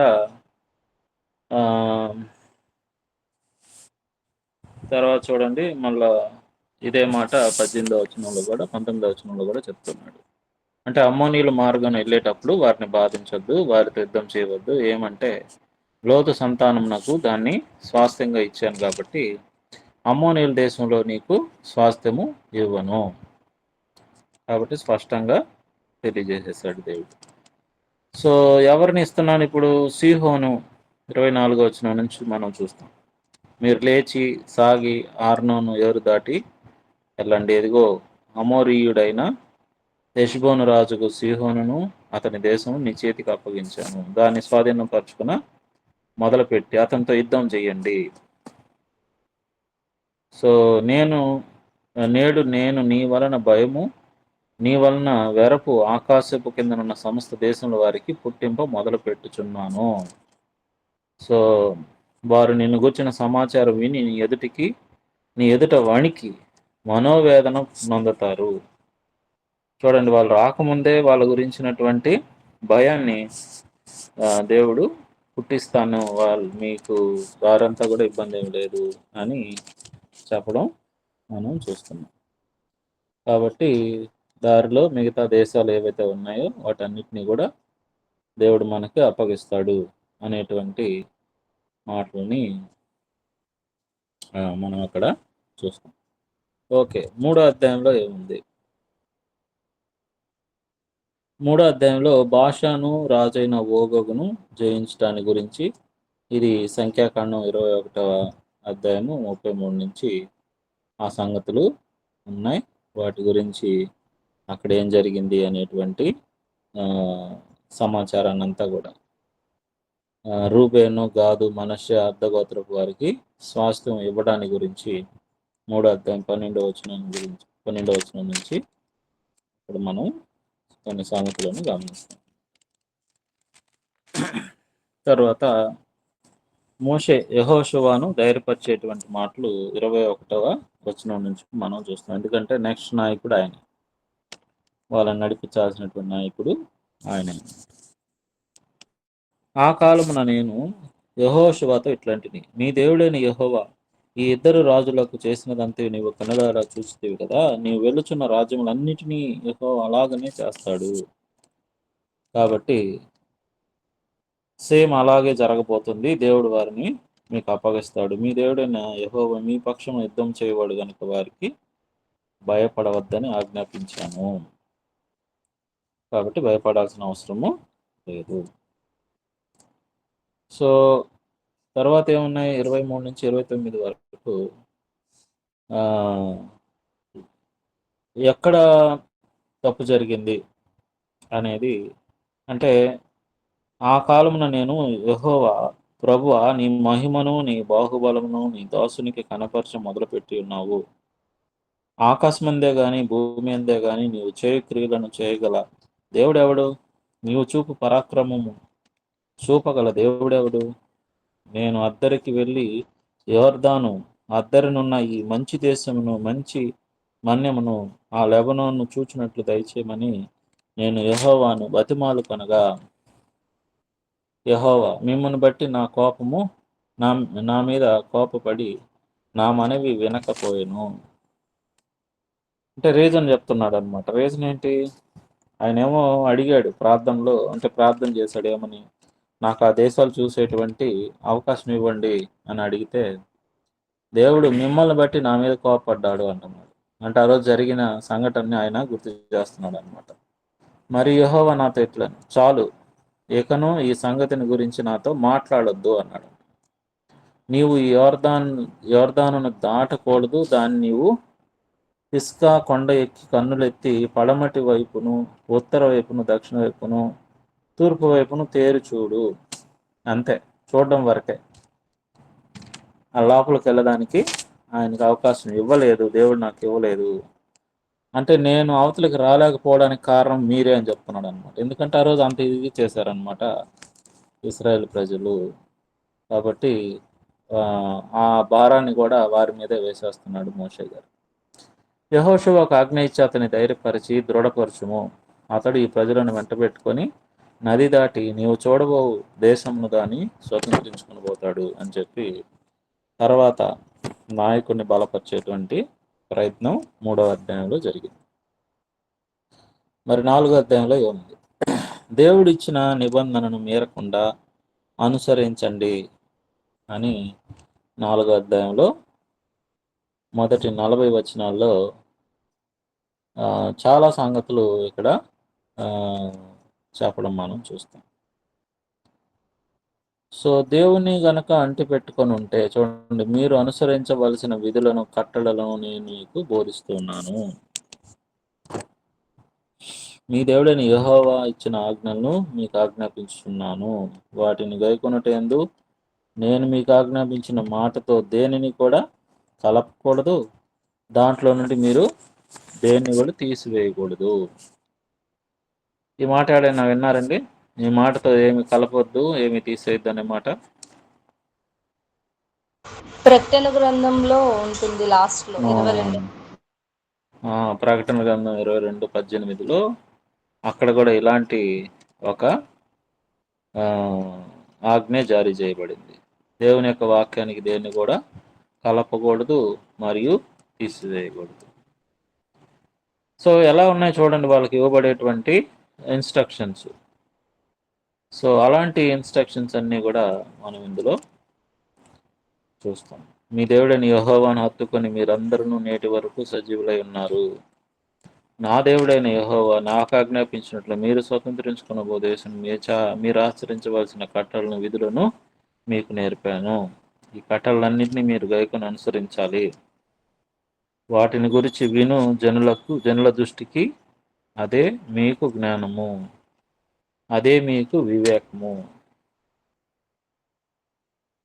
కాబట్టి దేవుని యొక్క కట్టడలు, నియమాలు ఎంత గొప్పవో అవన్నీ కూడా 40వ వచనం వరకు చెప్పుకుంటూ రావడం మనం చూస్తాం. ఇవన్నీ మీరు మళ్ళీ చాలా జాగ్రత్తగా, అంటే మనం అంటే వివరంగా వెళ్ళడానికి అంత టైం సరిపోదు మనకి. కాబట్టి మీరు మళ్ళీ అన్నీ చదవాల్సిన అవసరం అయితే ఉంది. అంటే వీళ్ళు పక్కకు తొలగిపోయే ప్రమాదం ఉందన్నమాట. దాని గురించి ప్రస్తావిస్తూ ఉన్నాడు. దేవుని నుంచి పక్కకు తొలగిపోయేటువంటి ప్రమాదం ఉంది. 12వ వచనం చూడండి. యెహోవా ఆ అగ్ని మధ్య నుండి మీతో మాట్లాడాడు. మాటల ధ్వని మీరు వింటరు కానీ ఏ స్వరూపమైనను మీరు చూడలేదు, స్వరం మాత్రమే వింటిరి. మరియు మీరు చేయవలనని ఆయన విధించిన నిబంధనను అనగా 10 ఆజ్ఞలను మీకు తెలియజేసి 2 రాతి పలకల మీద వాటిని వ్రాశాడు. అప్పుడు మీరు నది దాటి స్వాధీనపరచుకునబో దేశములో మీరు ఆచరించవలసిన కట్టడలు, విధులు మీకు నేర్పవలనని యెహోవా నాకు ఆజ్ఞాపించాడు. మీరు వినింది ఏంది? Only sound. ఎక్కడ? సీనాయి పర్వతం దగ్గర. మీకు స్వరూపం ఏమీ కనపడలేదు కదా. కాబట్టి మీరు చెడిపోయి భూమి మీదనున్న ఏ జంతు ప్రతిమ కానీ, ఆకాశమందు ఎగురు రెక్కలు గల ఏ పక్షి ప్రతిమను కానీ, నేల మీద ప్రాకు పురుగు ప్రతిమను కానీ, భూమి కింద ఉన్న నీళ్ళ యందలి ఏ చేప ప్రతిమ కానీ, ఆడ ప్రతిమ కానీ, మగ ప్రతిమ కానీ, ఏ స్వరూపం కలిగిన విగ్రహమును మీ కొరకు చేసుకొనకుండునట్లు ఆకాశం వైపు కన్నులెత్తి. చూడండి ఇన్స్ట్రక్షన్ ఎంత క్లియర్గా ఉంది అనేది మనం చూస్తాం. సూర్యచంద్ర నక్షత్రములు కానీ ఆకాశ సైన్యమును చూచి మరులు కలుపబడి నీ దేవుడైన యెహోవా సర్వాకాశము కిందనున్న సమస్త ప్రజల కొరకు పంచిపెట్టిన వాటిని నమస్కరించి వాటిని పూజించినట్లు మీరు పూజింపకుండునట్లు బహు జాగ్రత్త వహించాల్సిన అవసరం ఉంది. సో ఏదైతే ఇశ్రాయేలు ప్రజలు చేయకూడదో అలాంటి పనులు వారు ఇంత గొప్పగా ఇన్స్ట్రక్షన్స్ వారికి అందజేయబడినా కానీ వారు మార్గం తప్పారు. ఈ విషయం మనం ముందు చూస్తాం. అసలు ఏ స్వరూపాన్ని కూడా మీరు చేసుకోకూడదు అని అంటే స్వరూపాలను చేసుకొని ఇతర దేవతల వైపు మళ్ళినటువంటి చరిత్ర మనము అందులో చూస్తాం అన్నమాట. 21లో మరియు యెహోవా మిమ్మల్ని బట్టి నా మీద కోప్పడి నేను యోర్దాను దాటకూడదనియు నీ దేవుడైన యెహోవా స్వాస్థ్యముగా నీకు ఇచ్చుచున్న ఈ మంచి దేశంలో ప్రవేశించకూడదనియు ప్రమాణము చేశాడు. కావున నేను ఈ యోర్దాను దాటకుండా ఈ దేశంలోనే చనిపోతాను. మీరు దాటి ఆ మంచి దేశంను స్వతంత్రించుకుంటారు. కాబట్టి మీకు ఏర్పరిచిన నిబంధనను మరచి నీ దేవుడైన యెహోవా నీకు ఆజ్ఞాపించినట్లు ఏ స్వరూపం కలిగిన విగ్రహాన్ని కూడా అంటే వాళ్ళు ఎలాంటి జాగ్రత్తలు తీసుకోవాలో అవన్నీ కూడా వివరిస్తున్నాడు అనమాట మోషే గారు. సో పిల్లలు కూడా అలాంటి పనులకి పాల్పడకుండా జాగ్రత్తలు చెప్తూ ఉన్నాడు అన్నమాట. తర్వాత 26వ వచనంలో ఒక కీలకమైనటువంటి మాట ఉంది. మీరు యోర్దాను దాటి స్వాధీనపరచుకుని దేశంలో ఉండకుండా త్వరలోనే బొత్తిగా నశించిపోతారు. ఎప్పుడు? జాగ్రత్త పడకపోతే. సో ఇక్కడ చూడండి, భూమి ఆకాశంలోను మీ మీద సాక్షులుగా ఉంచుచున్నాను. సాక్షులు ఎవరు ఇప్పుడు? ఎవరున్నారు మీకు? మాకు మధ్యలో భూమి ఆకాశాలని సాక్షులుగా పెడుతూ ఉన్నాను అంటున్నాను. అంటే ఈ నిబంధనకి సాక్ష్యం ఎవరంటే భూమి మరియు ఆకాశం.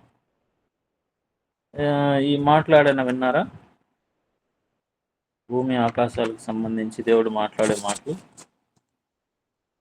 యెషయా గ్రంథం ఆకాశము ఆలకించుం, భూమి చెవియొగ్గుమా అని ఒక దగ్గర ఉంటుంది.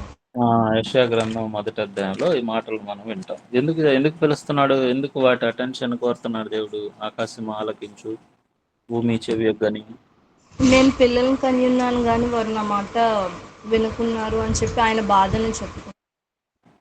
సాక్ష్యం కోసం. సాక్ష్యాలు వాళ్ళే కదా. ఇంతకీ ఏం సాక్ష్యం చెప్తాయి భూమి ఆకాశాలు? మనం ఏం చేసాము అంటే ఇప్పుడు చూడండి, కూడా క్రిస్టియన్ మ్యారేజ్ చేసుకున్న వాళ్ళు ఎవరైనా ఉన్నారా మీలో? Christian marriage. ఓకే. అయితే మీ మ్యారేజ్ టైంలో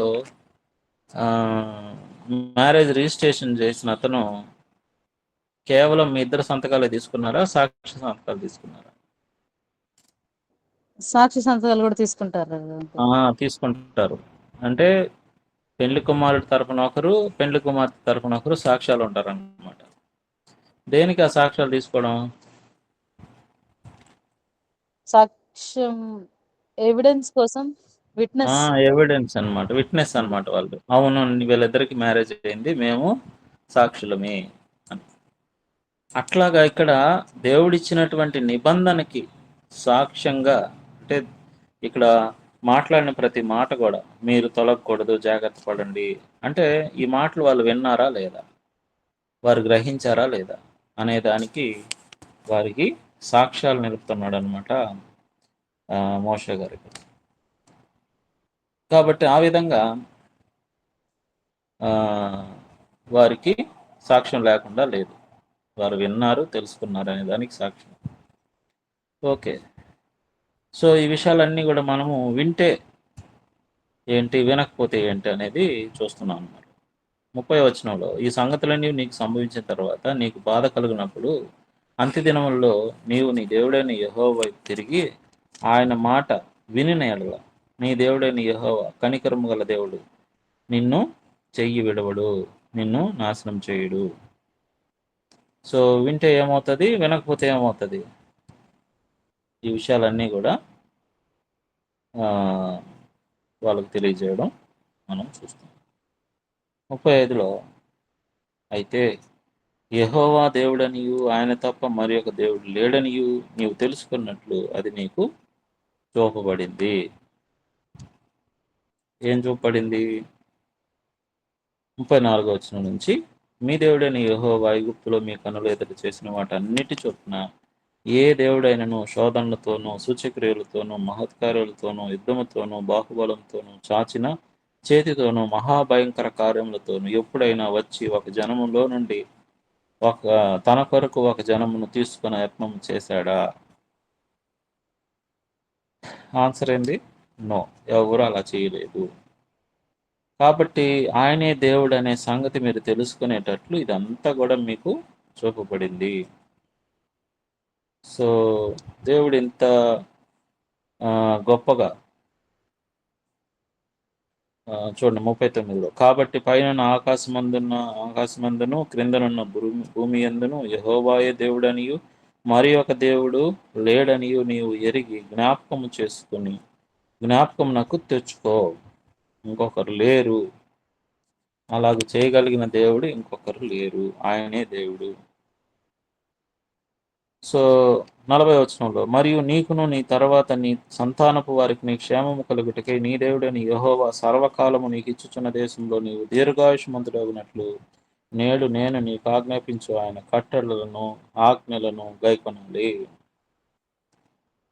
సో జ్ఞాపకం చేసుకో, జరిగిందేంటో జ్ఞాపకం తెచ్చుకో, దేవుడు ఏం ఎదురు చూస్తున్నాడో నీ నుంచి దాన్ని అంతా నేర్చుకో.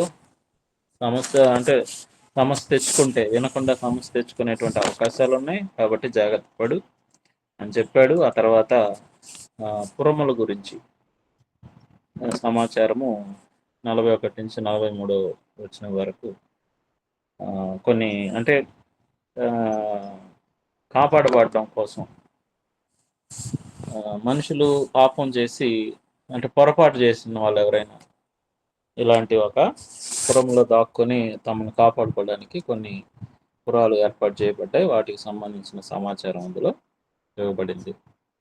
తర్వాత 4వ అధ్యాయము 44 నుంచి 49 వరకు సీదోను దేశాన్ని, ఓగు దేశాన్ని ఎలా స్వతంత్రించుకోవాలనే సంగతులు కలగబడ్డాయి. తర్వాత 5వ అధ్యాయంలో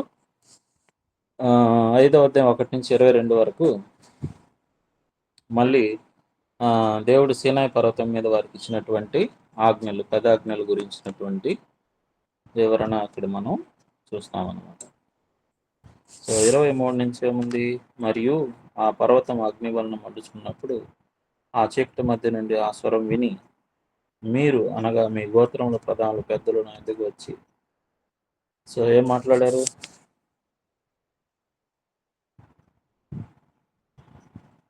దేవుడు నరులతో మాట్లాడినను వారు బ్రతుకురని నేడు తెలుసుకున్నాం. కాబట్టి మేము చావనేలా ఈ గొప్ప అగ్ని మమ్మను దహించున్నాం. కాబట్టి మేము చనిపోయే అవకాశం ఉంది. కనుక నీవు మమ్మల్ని నీవే సమీపించి మన దేవుడైన యెహోవా చెప్పినది యావత్తు నువ్వు విను. ఆ తర్వాత ఆయన చెప్పిన అన్ని తీసుకొచ్చి మాకు చెప్పు అని వాళ్ళు కోరారు. అంటే మోషే గారి యొక్క మాటకి ఎంత శక్తి ఉంది అనేది చెప్తున్నాడు. సో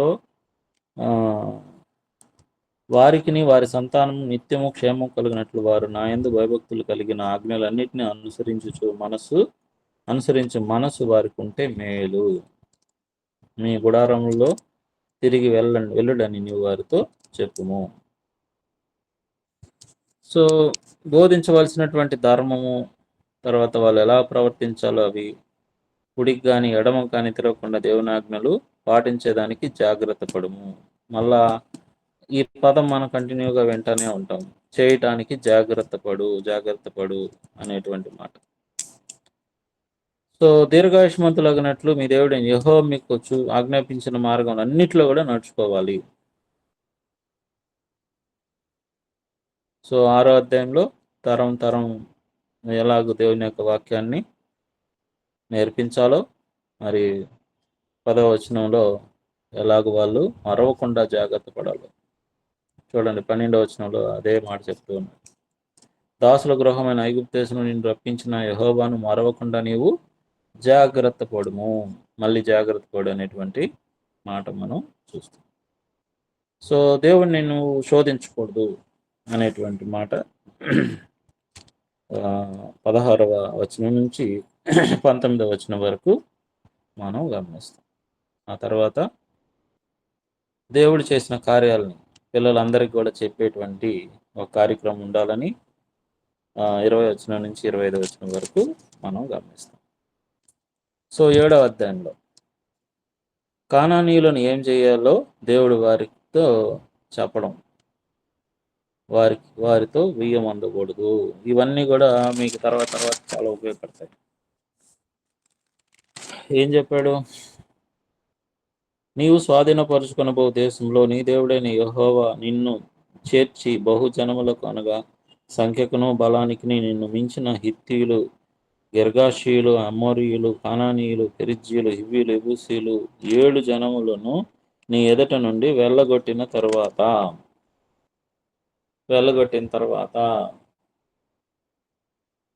నీ దేవుడైన యెహోవా వారిని నీకు అప్పగించినప్పుడు నీవు వారిని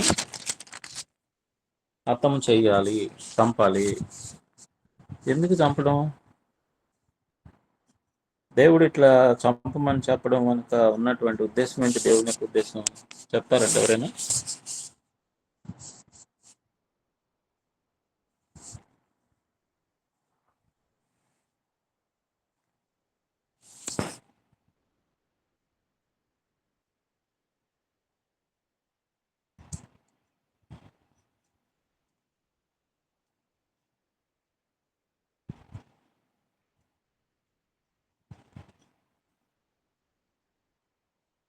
ఎనీ గెస్?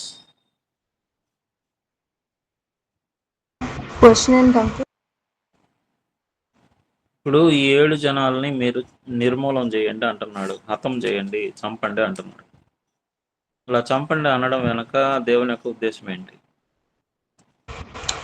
ఒకవేళ వాళ్ళు ఉంటే వాళ్ళ ఆచారాలు వాళ్ళని పెళ్లి చేసుకోవడం అవన్నీ ఉంటాయి కనుక వాళ్ళు ఎవరిని ఉంచొద్దు అంటున్నాడు దేవుడు.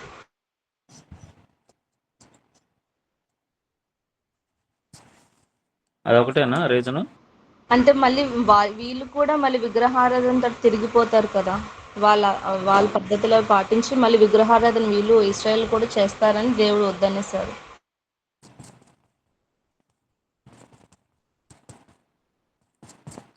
ఇప్పుడు ఐగుప్తు దేశం నుంచి కానాన్ దేశానికి చేరుకోవడానికి ఎన్ని రోజులు టైం పడుతుంది తెలుసా మీకు?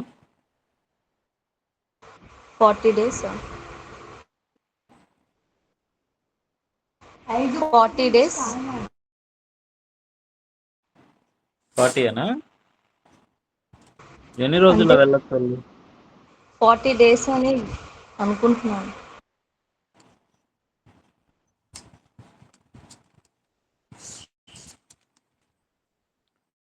40 days కాదు, 3 daysలో వెళ్ళిపోవచ్చు. కానీ దేవుడు ఎందుకు 40 years వాళ్ళని దారి మళ్లించాడు? వాళ్ళ హృదయ కాఠిన్యం చొప్పున వాళ్ళని వచ్చి చేరనివ్వకుండా అక్కడక్కడే తిప్పి పనిష్మెంట్ లాగా, అంటే టెస్టింగ్ పర్పస్ లాగా. అంటే ఫస్ట్ రీజన్ ఏంటంటే వాళ్ళు నేరుగా వెళ్తే అక్కడ ఉండే వాళ్ళతో యుద్ధం వస్తుంది. యుద్ధం వస్తే వెంటనే పరుగు తీసి మళ్ళీ ఐగుప్తుకు వచ్చేస్తారు భయపడి. అదొక రీజన్, ఇమ్మీడియట్ రీజన్ అదొకటి. తర్వాత అక్కడ ఉన్నటువంటి వారి యొక్క పాపం పండలేదు అని చెప్తాడు అనమాట దేవుడు. అంటే దేవుడు ఎవరికైనా మరణ శాసనం రాశాడు, వీళ్ళు చచ్చిపోవాలి, వీళ్ళు బతకూడదు అని ఒక తీర్పు తీర్చాడు అని అంటే దాని వెనక దేవుడు తమాషా చేయటం లేదు. అది మనం అర్థం చేసుకోవాలి. ఊరికే వాళ్ళని చంపేయండి వాళ్ళని చంపేయండి అనటం లేదు. వాళ్ళ పాపం పండాలి. సొదొమ గొమొర్రా పట్టణాల మీద అగ్నితో దహించే ముందుగా దేవుడు ఏం నిర్ణయం ఎలాగ నిర్ణయం తీసుకున్నాడో మనకు బాగా తెలుసు. దేవదూతలు వెళ్ళారు, అక్కడ టెస్ట్ చేయడానికి వెళ్ళారు.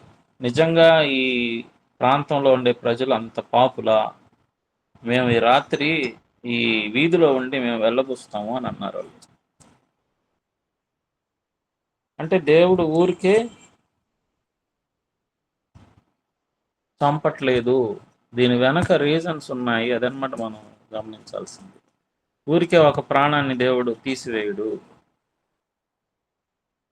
సో అక్కడ కూడా మనం చూస్తాం కదా, నోవాహు జలప్రళయం కాలంలో అక్కడ కూడా పరిస్థితి ఎంత తీవ్రం అయిపోయింది. 120 సంవత్సరాలు టైం ఇచ్చినా కానీ వాళ్ళల్లో మార్పు రాలేదు. కాబట్టి కఠినంగా ఓడ తలుపులు మూపించేశాడు దేవుడు. సో ఇక్కడ కూడా వీళ్ళ యొక్క పాపం పండేంత వరకు ఇశ్రాయేల్ ప్రజలు, అంటే చాలా రీజన్స్ ఉన్నాయి, అందులో ఒక రీజన్ ఇదన్నమాట, వాళ్ళ పాపం ఇంకా పండలేదు. సో ఇశ్రాయేల్ ప్రజల యొక్క విశ్వాసాన్ని పరీక్ష చేయడానికి కూడా దేవుడు వాళ్ళని నడిపించాడు. దేవునితో వాళ్ళు ప్రయాణం చేయాలి, దేవుడు ఎవరో తెలుసుకోవాలి, దేవుని యొక్క మాట మీద వాగ్దానాల మీద వాళ్ళు ఎంత విశ్వాసం ఉంచుతారో దేవుడు చూడాలి. దేవుడు పరిశుద్ధ జనంగా వాళ్ళని చేయాలనుకుంటున్నాడు. కాబట్టి వాళ్ళ జీవితాలు ఇవన్నీ కూడా జరగాలన్నమాట. అందుకని టైం తీసుకున్నాడు. సో ఇక్కడికి వచ్చిన తర్వాత వాళ్ళని హతం చేయమంటున్నాడు, నిర్మూలన చేయాలి అని అంటున్నాడు. సో అలా నిర్మూలన చేస్తేనే ఒకటి వాళ్ళు చేసినటువంటి పాపానికి తగిన పరిహారం అది. రెండవది ఏంటంటే మరి సిస్టర్ చెప్పినట్టుగా వాళ్ళు వీళ్ళతో కలిసిపోయేటువంటి ప్రమాదం ఉంది. చంపలేదనుకోండి కలిసిపోతారు. నీవు వారితో వెయ్యమందకూడదు, వాని కుమారుని కుమార్తె నీకు ఇవ్వకూడదు, పుచ్చుకోకూడదు. నన్ను అనుసరింపకుండా ఇతర దేవతలను పూజించినట్లు నీ కుమారుని వారు మళ్ళిస్తారు. అందును బట్టి యెహోవా కోపాగ్ని నీ మీద రగులుకొని ఆయన నిన్ను త్వరగా నశింపజేస్తాడు. ఈ ప్రాంతంలో ఉండే ప్రజలు ఎందుకు అంత క్రూరులు, ఎందుకు ఎలా అంత క్రూరులు అయ్యారంటే వాళ్ళు తమ పిల్లల్ని బలిగా అర్పిస్తారు, అగ్నికుండం దాటిస్తారు. సో అవన్నీ కూడా చూస్తాం మనం ఈ పుస్తకాల్లో. కాబట్టి అంత క్రూరమైనటువంటి మనుషులు అనమాట వాళ్ళు. కాబట్టి నువ్వు చేయాల్సింది ఏంటంటే వాళ్ళు బలిపీఠాలు పడదోయాలా, విగ్రహాలను పగలగొట్టి వారి దేవతా స్తంభాలు నరికివేసి వారి ప్రతిమలను అగ్నితో కాల్చాలి. కాబట్టి నీవు నీ దేవుడైన యెహోవాకు ప్రతిష్ఠిత జనం. భూమి మీద నున్న సమస్త జనుల కంటే నిన్ను ఎక్కువగా ఎంచి నిన్ను తనకు స్వకీయ జనంగా ఆయన ఏర్పాటు చేసుకున్నాడు. కాబట్టి ఇదనమాట ఇన్స్ట్రక్షన్. ఇది జరిగిందా చరిత్రలో? జరిగిందా? ఇశ్రాయేలు కనాన్ని స్వతంత్రించుకుంటారు, బట్ పూర్తిగా నిర్మూలన చేయరు. మీరు అందుకే చెప్పేది నేను ఇక్కడ చదివితే మీరు నెక్స్ట్ బుక్లో ఫాలో అవ్వగలుగుతారు అనమాట. చూడండి ఒకసారి న్యాయాధిపతుల గ్రంథము, న్యాయాధిపతుల గ్రంథం 1వ అధ్యాయము 21వ వచనం.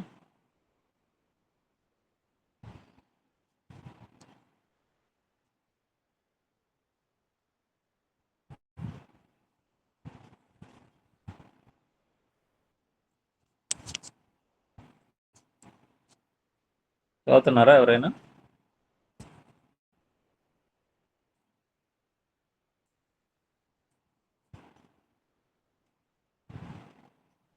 న్యాయాధిపతుల గ్రంథము.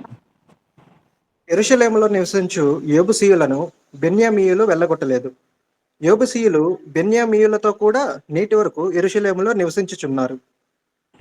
ఓకే, అక్కడే అదే అధ్యాయంలోనే 28వ వచనంలో చూడండి.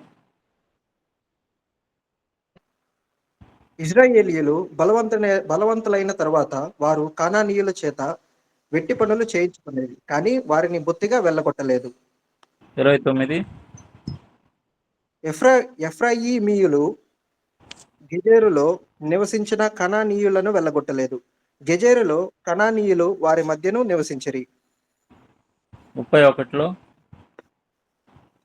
ఫస్ట్లో 31 స్టార్టింగ్ నుంచి మధ్య నివసించిన వారికి వెట్టి పనులు చేయవారయ్యారు. చూడండి 32లో నఫ్తాలీలు బెత్షెమెషు వారిని బెతనాతు వారిని వెళ్ళగొట్టలేదు, కానీ వెట్టి పనులు చేయించుకున్నారు. సో ఏం జరిగింది? న్యాయాధిపతుల గ్రంథం వచ్చేటప్పటికే దేవుడు వాళ్ళకి ఇక్కడ ఏమని ఆజ్ఞాపించాడు? మోషే గారి ద్వారా వాళ్ళని బొత్తిగా నాశనం చేయండి, వారి దగ్గర వారి కుమార్తెలను వివాహం చేసుకోవద్దు అని చెప్తే వాళ్ళను వెళ్ళగొట్టకుండా ఏం చేశారు? ఇళ్లల్లో పనులకు పెట్టుకున్నారు. ఎంత తెలివో చూడండి వీళ్ళకి. అంటే చంపడం ఎందుకులే, మన ఇళ్లలో వాళ్ళని పనికి పెట్టుకుందాం అని చెప్పి వెట్టి పనులు చేయించుకుంటూ వచ్చారు. ఇదనమాట వాళ్ళు చేసినటువంటి పాపం. తర్వాత ఆ పాపం ఎంత దూరం వెళ్ళింది అనేది మనం అదే చూసాం ఇందాక 2వ అధ్యాయం 10-11 వచనాల్లో. తమ పిల్లల్ని వాళ్ళు మార్చేసినారు, విగ్రహారాధనకి మళ్ళీ ఇచ్చేశారు. కాబట్టి ఏది జరగకూడదని దేవుడు ఇక్కడ చెప్తున్నాడో దాన్ని జరిగించేశారనమాట తర్వాత తరాల వాళ్ళందరూ కూడా. సో ఇది చాలా దురదృష్టకరమైనటువంటి విషయం. కానీ ఇక్కడ మనం నేర్చుకోవాల్సింది ఏంటంటే ఇన్స్ట్రక్షన్ వెరీ క్లియర్గా ఉన్నప్పుడు దేవుని తప్పు అవ్వదు. అది దేవుడు ఎంతవరకు అంటే మనకు కూడా వాక్యం అర్థమయ్యేటట్టు మనకు వినిపించడం దేవుని బాధ్యత. దాన్ని విని అంగీకరించామా? ఓకే. అంగీకరించలేదా? మనం ఖచ్చితంగా శిక్షని పొందడానికి సిద్ధంగా ఉండాల్సినటువంటి అవసరం.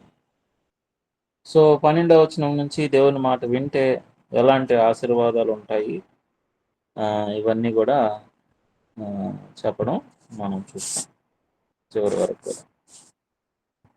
దేవుని మాట వింటే ఎన్ని ఆశీర్వాదాలు. ఓకే, 8వ అధ్యాయం 1 నుంచి 20 దాకా ఏముంది అంటే, మళ్ళా అదే జాగ్రత్త పడాలి, మర్చిపోకూడదు, దేవుడు చేసినటువంటి కార్యాలని మరవకూడదు. 14వ వచనంలో ఏందో చూడండి. నీ మనస్సు మదించి దాసుల గృహమైన ఐగుప్తు దేశం నుండి నేను రప్పించిన నీ దేవుడైన యెహోవాను మరచుదువేమో, మర్చిపోతావేమో. అంటే ఎలా మర్చిపోయే అవకాశం ఉంది దేవుడిని? చూడండి, కష్టం వచ్చినప్పుడు మనం ఒకలాగా ప్రవర్తిస్తాం, కష్టం తీరిపోయిన తర్వాత మరొకలాగా ఉంటాం. అలాగే ఇక్కడ 12వ వచనంలో మంచి ఇండ్లు కట్టించుకొని వాటిలో నివసింపగా నీ పశువులు నీ గొర్రె మేకలు వృద్ధి అయి నీకు వెండి బంగారములు విస్తరించి నీకు కలిగినంత వర్ధిల్లితే నీ మనస్సు మదించి నిన్ను రప్పించినటువంటి దేవుడిని మర్చిపోతామేమో. కాబట్టి ఇది కూడా జరిగింది అనమాట వాళ్ళ జీవితాల్లో. ఈరోజు మనం కూడా ఏం బాగలేనప్పుడు దేవుడు, అన్ని బాగున్నప్పుడు మన సొంత ఆలోచనలు సొంత కోరికలు మన ముందుకు వస్తుంటే దేవుడిని మర్చిపోతాం. కాబట్టి ఆదివారం ఆరాధన కార్యక్రమం యొక్క అసలు ఉద్దేశం ఏంటంటే జ్ఞాపకం చేసుకోవడానికి. ఏం జ్ఞాపకం చేసుకోవాలి? దేవుడు మనకు చేసినటువంటి ప్రతి మేలును కూడా మనం జ్ఞాపకం చేసుకోవాలి. సో ఈ సంగతులన్నీ కూడా అయితే చూడండి, తర్వాత ఏం చెప్తున్నాడు, అయితే మీరు మా సామర్థ్యము మా బాహుబలము ఎంత భాగ్యం మాకు కలగజేస్తుందని అనుకుంటారేమో. చూడండి, ఏమో, మర్చిపోతావేమో, అంత నాదే అంటావేమో, కాగా నీ దేవుడిని యెహోవాను జ్ఞాపకం చేసుకో, సామర్థ్యం ఇచ్చింది ఆయనే. ఎన్ని జాగ్రత్తలు చెప్తున్నాడు చూడండి మోషే గారు. అంటే ఇవన్నీ కూడా ప్రమాదాలే, వాళ్ళ ముందున్నటువంటి ప్రమాదాలు, ఇలా జరిగే అవకాశం ఉందని ముందే చెప్తున్నాడు. 9వ అధ్యాయం ఏముంది? దేవుడు కానాను ఇవ్వడానికి కారణాలు చెప్పాడు అనమాట. ఎందుకని కారణాలు ఉన్నాయో ఆ కారణాలన్నీ కూడా వివరించడం జరిగింది. కాబట్టి యెహోవా నా నీతిని బట్టి నన్ను ప్రవేశపెట్టనని అనుకోవద్దు. ఈ జనములు చెడుతనమును బట్టి యెహోవాని ఎదుటి నుండి వారిని వెళ్ళగొట్టుతున్నాడు. ఇందాక అనుకున్నాం కదా మనం, ఆ జనులు ఎందుకు వెళ్ళగొట్టాలని అంటే వాళ్ళ చెడుతనాన్ని బట్టి. కాబట్టి ఇది ఎంత నా నీతి కోసం దేవుడు ఇలా చేశాడని అనుకోవాల్సిన అవసరం లేదు. ఈ జనముల చెడుతనమును బట్టి యెహోవా నీ పితరులైన అబ్రహాము ఇస్సాకు యాకోబులతో ప్రమాణం చేసినటువంటి మాటను స్థాపించుటకై నీ ఎదుటి నుండి వాళ్ళని వెళ్ళగొడుతున్నాడు. సో ఇదనమాట అసలు రీజన్. కాబట్టి నా నీతిని బట్టి ఇవ్వలేదని మాత్రం నువ్వు జ్ఞాపకం చేసుకోవాలి. తిరుగుబాటు చేయకూడదు అనేటువంటి మాటను కూడా వాళ్ళు జ్ఞాపకం చేసుకోవాలని 7వ వచనం నుంచి 29వ వచనం వరకు ఇశ్రాయేలు ప్రజలు చేసినటువంటి తిరుగుబాట్లన్నీ కూడా ఆయన జ్ఞాపకం చేయడం, ఇలా చేయకూడదు అని చెప్పడం మనం చూస్తాం అన్నమాట. ఓకే, 10వ అధ్యాయం వచ్చేటప్పటికే మోషే పగలగొట్టిన పలకలకు మారుగా మళ్ళా పలకల్ని దేవుడు ఇవ్వడం అనేది మనం అక్కడ చూస్తున్నాం. 12వ వచనం నుంచి ఆయన ఆజ్ఞల్ని ఎలాగూ గైకొనాలో, దేవుడు ఆజ్ఞలు గైకొనడం అనే దాన్ని దేవుడు కోరుకుంటున్నాడు అనేటువంటి విషయాన్ని వాళ్ళకి జ్ఞాపకం చేస్తున్నాడు. సో 10 ఆజ్ఞల పలకల్ని మళ్ళా దేవుడు ఇచ్చేదాని గురించి 10వ అధ్యాయంలో వివరణ ఉంది. 11వ అధ్యాయంలోకి వచ్చేటప్పటికి ఐగుప్తు నుండి కోరహ్ కుమారుల యొక్క నాశనం వరకు వివరించడం. మళ్ళా అదే నేను పదే చూడాలని మీరు అండర్లైన్ చేసుకోవాలి. ఇవన్నీ కూడా ఏంటంటే జాగ్రత్త పడండి అనే మాట పదే మనకి ఇందులో వస్తూనే ఉంటుంది అన్నమాట. 11వ అధ్యాయము 13వ వచనంలో లాస్ట్లో ఉంది చూడండి. నేడు నేను నీకు ఇచ్చిన ఆజ్ఞలు మీరు జాగ్రత్తగా విని ఎడల మీకు జరగాల్సినవన్నీ జరుగుతాయి. 16వ వచనంలో మీ హృదయము మాయల్లో చిక్కి త్రోవ విడిచి ఇతర దేవతలను పూజించి వాటికి నమస్కరింపకుండా మీరు జాగ్రత్త పడండి. 22వ వచనంలో నేను ఆజ్ఞాపించు ఈ ఆజ్ఞలన్నిటిని అనుసరించి జాగ్రత్తగా నడుచుకోవాలి. సో ఎంత జాగ్రత్త చెప్తున్నాడో చూడండి. ఎందుకంటే ఇంకా వాళ్ళ గురించి ఆయన వేడుకునే పరిస్థితి ఉండదు. ఎందుకంటే వాళ్ళు వెళ్ళిపోతారు అవతలు. ఆయనేమో ఇక్కడే ఉండిపోయి ఇక్కడే మరణించాలి దేవుడు చెప్పినట్టుగా. సో ఆశీర్వాదాలు ఏంటి వింటే, శాపాలు ఏంటి 13వ వచనం నుంచి 28వ వచనం వరకు చెప్పాడు. సో గెరీజీం అనేటువంటి కొండ మీద దీవెన వచనాల్ని, ఏబాలు కొండ మీద శాప వచనాల్ని పలికేటట్టుగా ఆయన ఏర్పాటు చేశాడు అనమాట అక్కడ. సో వాళ్ళకి దాన్ని దాటి వెళ్ళిపోయేటప్పటికీ అన్నీ క్లియర్ కట్గా వాళ్ళ జీవితాల్లో ఉండాలన్నమాట. ఏది కూడా కన్ఫ్యూజన్ ఉండకూడదు. సో అది దేవుడు వివరించినట్టుగా మనం 12వ అధ్యాయం వచ్చేటప్పటికి అర్పణలు ఏర్పరిచిన స్థలమునకి తీసుకురావాలి. ఏర్పరిచిన స్థలము దూరముగా ఉన్న ఎడల చేయవలసింది ఏంటి అనే దాని గురించి 12వ అధ్యాయంలో వివరణ కూడా మనం చూస్తాం.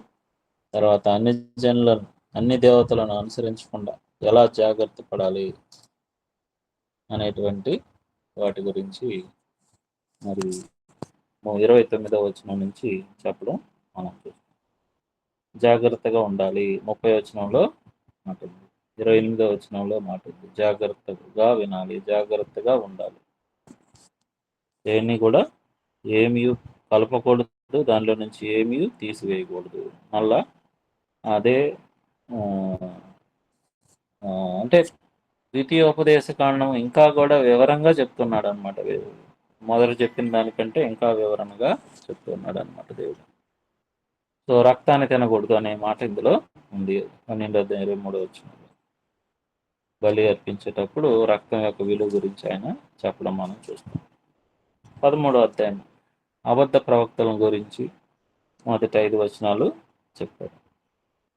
సో యెహోవా మిమ్మల్ని పరీక్షిస్తున్నాడు కాబట్టి ఇది నిజంగా దేవుడు చెప్పిందేనా కాదా అని పరీక్షించండి అని అంటున్నాడు. ఎవరైతే చెప్పినా నమ్మొద్దు అని. ఇతర దేవతను పూజించడం రండని ఎవరైనా చెప్తే వాళ్ళతో సమ్మతించకూడదు. 6వ వచనం నుంచి 11వ వచనం. ఒకవేళ ఇతర దేవతలను పూజించిన పురాలు ఏదైనా ఉంటే వాటిని కాల్ చేయాలి అని 18వ వచనం వరకు వివరణ ఇవ్వడం మనం చూస్తాం. 14వ అధ్యాయం 14వ అధ్యాయం మొదటి 2 వచనాల్లో మీరు మీ దేవుడైన యెహోవాకు మీరు బిడ్డలు కనుక చనిపోయిన వాడెవరిని బట్టి మిమ్మల్ని మీరు కోసుకొనకూడదు. చనిపోయిన వాళ్ళ గురించి మీరు కోసుకోవడం లాంటి చేయకూడదు. మీ కనుబొమ్మల మధ్య బోర్డు చేసుకోకూడదు. మీరు ప్రతిష్ఠిత జనము, మిమ్మల్ని దేవుడు ఎంచుకున్నాడు. కాబట్టి 3 నుంచి 8 దాకా జంతువుల్లో తినాల్సినవి తినకూడదు, జలచరాల్లో తినాల్సినవి తినకూడదు, పక్షుల్లో తినాల్సినవి తినకూడదు, పంటల్లో దశంభాగాలు, 3వ సంవత్సరం ఇవ్వవలసినటువంటి దశంభాగాలు, వీటన్నిటి గురించిన వివరణ 14వ అధ్యాయం ఇస్తుందన్నమాట. 15వ అధ్యాయం వచ్చేటప్పటికే 7వ సంవత్సరపు విడుదలను గురించి, అంటే 6 సంవత్సరాలు పంట పండించుకోవాలి, 7వ సంవత్సరం దానికి విడుదల ఇవ్వాలన్నమాట. సో జాగ్రత్త, మళ్ళీ జాగ్రత్త అనే పదమే కనిపిస్తుంది 15వ అధ్యాయం 5వ వచనంలో. జాగ్రత్తగా వినిన ఎడల మీలో బేదలు ఉండరు. పేదవారికి అప్పు ఇవ్వడం గురించి, అలాగే దాసుని విడుదల గురించి, అలాగే యెహోవాకు అర్పించు తొలిచూలు గురించి ఈ యొక్క అధ్యాయంలో వివరించబడింది. 16వ అధ్యాయంలో పస్కా పండుగ గురించి మొదటి 8 వచనాలు, అలాగే 9 నుంచి 12 వరకు వారాల పండుగ గురించి, పర్ణశాలల పండుగ గురించి 13 నుంచి 17 వరకు, తీర్పు తీర్చడానికి గురించి 10 నుంచి 20 వరకు, బలిపీఠం కట్టేటప్పుడు విగ్రహ సంబంధం ఏవి కూడా ఉండకూడదు అని 21 నుంచి 22 వచనాల వరకు ఆయన చెప్పడం మనం చూస్తాం. సో జ్ఞాపకం చేసుకోండి అనే మాట కూడా పదే పదే మనకి వినిపిస్తుంది అన్నమాట. 3వ అధ్యాయంలో నీ జీవితంలో జ్ఞాపకము చేసుకున్నట్లు 12వ వచనంలో నీ ఐగుప్తు దేశంలో దాసుడైన సంగతి జ్ఞాపకం చేసుకుని ఈ కట్టడలు ఆచరించాలి అని చెప్తున్నాను. అలాగే 17వ అధ్యాయం వచ్చేటప్పటికే ఇక్కడ లోపం గల వాటిని దేవునికి అర్పించకూడదు, అన్ని దేవతలు నమస్కరించిన వారికి 2-3 సాక్షుల మీద శిక్ష విధించాలి. అన్ని దేవతలకి ఎవరైనా పూజలు చేస్తున్నారంటే రాజును గురించిన నియమాలు 14 నుంచి 22 వరకు రాజులకు సంబంధించినటువంటి వివరణ, అందులో రాజులు ఎలా ఉండాలి అనే సంగతి, అది కూడా ఇంపార్టెంటే. 18వ అధ్యాయం టైం లేదు కాబట్టి నేను స్కిప్ అవుతా ఉన్నాను ఎక్కువగా. యాజకులు పొందాల్సిన దాని గురించి మొదటి 5 వచనాలు, విదేశీగా నివసించిన ఒక లేవీని గురించి 6-8 వచనాలు, 9 నుంచి 14 వరకు కానానీయుల హేయ కృత్యాలు ఇశ్రాయేలీలు చేయకూడదు, 9 నుంచి 14 వరకు ఈ విషయాల్ని చెప్పడం మనం చూస్తాం. సో చాలా ఘోరంగా ఉన్నారనమాట వాళ్ళందరూ కూడా. చూడండి, హేయ కృత్యాలు నువ్వు చేయకూడదు, తన కుమారుడైనను తన కుమార్తెను అగ్నిగుండం దాటించు వానికైనను శకునము చెప్పు సోదెగాండికైనను. చూడండి, వాళ్ళు తమ కోరికలు నెరవేర్చేదానికి తమ పిల్లల్ని కూడా బలిచ్చేదానికి వెనకాడడం లేదు. శకునాలు చెప్పేవాళ్ళు, శోధ చెప్పేవాళ్ళు, మేఘ శకునాలు, సర్పాలు, శకునుగాండు, చెప్పువాడిన నేను, చిల్లంగి వాని నేను, మాంత్రికునైను, ఇంద్రజాలకు నేను, కర్ణ పిశాచి కానీ, దయ్యాలతో విచారణ చేసేటువంటి వాడిని నేను మీ మధ్య ఉండనీయకూడదు. వీటిని చేయి ప్రతివాడు యెహోవాకు ఏయుడే. సో వీటి జోలికి వెళ్లకుండా జాగ్రత్త పడమని చెప్పి దేవుడు చెప్పడం మనం చూస్తాం. మోషే వంటి ప్రవక్తను చూడండి 15 నుంచి 19 వచనంలో, ఇది మనం నోట్ చేసుకోవాల్సిన విషయం. యేసుక్రీస్తు వారి గురించినటువంటి ప్రవచనాన్నిగా దీన్ని మనం చూస్తాం. 15 నుంచి 19 వచనాల్లో ఈ మాటలు మోషే లాంటి ప్రవక్తను అంటే 3వ అధ్యాయం అపోస్తలుల కార్యాలు 22వ వచనంలో ఈ సంగతులు కోట్ చేయబడ్డాయి. తర్వాత 20 నుంచి 22 వచనాల్లో అబద్ధ ప్రవక్తల గురించినటువంటి వాళ్ళని చంపాలి అనే దాని గురించి చెప్తున్నాడు. ఎందుకంటే వాళ్ళు అబద్ధం చెప్పారు కాబట్టి, దేవుని పక్షంగా మాట్లాడి మనుషుల్ని మోసం చేశారు కాబట్టి. అలాగే 19వ అధ్యాయంలోకి వచ్చేటప్పటికి ఆశ్రయపురాల గురించి 13 వచనాలు, పొరుగువాని సరిహద్దు రాయిని తీసివేయకూడదని 14వ వచనం, 15 నుంచి 21 వరకు అబద్ధ సాక్ష్యాలు చెప్పకూడదు అనే దాని గురించి చెప్పబడింది. 20వ అధ్యాయం వచ్చేటప్పటికే యుద్ధానికి ఎలాంటి వారు వెళ్ళకూడదు, యుద్ధమునకు పోయినప్పుడు మొదట రాయబారము పంపాలి. మొదటగా రాయబారం పంపాలి, సడన్గా వెళ్ళిపోకూడదు అన్నట్లు. కానాన్లో ఉన్న 7 జాతుల వారిని వెళ్ళగొట్టాలి. పట్టణమును ముట్టడి చేసేటప్పుడు ఫలములు ఇచ్చేటువంటి చెట్లు నరకూడదు. ఇలాంటివన్నీ కూడా ఇన్స్ట్రక్షన్స్ 20వ అధ్యాయంలో మనం చూస్తాం. అలాగే 21వ అధ్యాయంలో చంపిన వాడెవడో తెలియనప్పుడు చేయవలసినటువంటి విధి ఏంటి, ఎవరు చంపారో తెలీదు అనుకున్నప్పుడు ఏం చేయాలి, ఆ ఇన్స్ట్రక్షన్స్ ఉన్నాయి. చెరపట్టబడిన స్త్రీని పెళ్లి చేసుకోవడాన్ని గురించి, జ్యేష్ఠత్వపు అధికారాన్ని గురించి, మొండివాడై తిరుగుబాటు చేసిన కుమారునకు విధించవలసినటువంటి శిక్ష ఏంటి, మొండివాడిగా ఉంటే ఎవడైనా. తర్వాత మాను మీద వేలాడి తీసేటువంటి వారి గురించి అక్కడ చెప్పడం మనం చూస్తాం.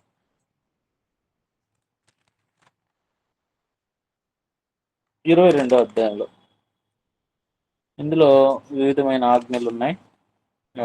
సహోదరుని వస్తువు దొరికితే దాన్ని సహోదరునికి అప్పగించాలి, ఎవరి వస్తువు వాళ్ళకి అప్పగించాలి. స్త్రీ పురుష వేషం వేసుకోకూడదు, పురుషుడు స్త్రీ వేషం వేసుకోకూడదు.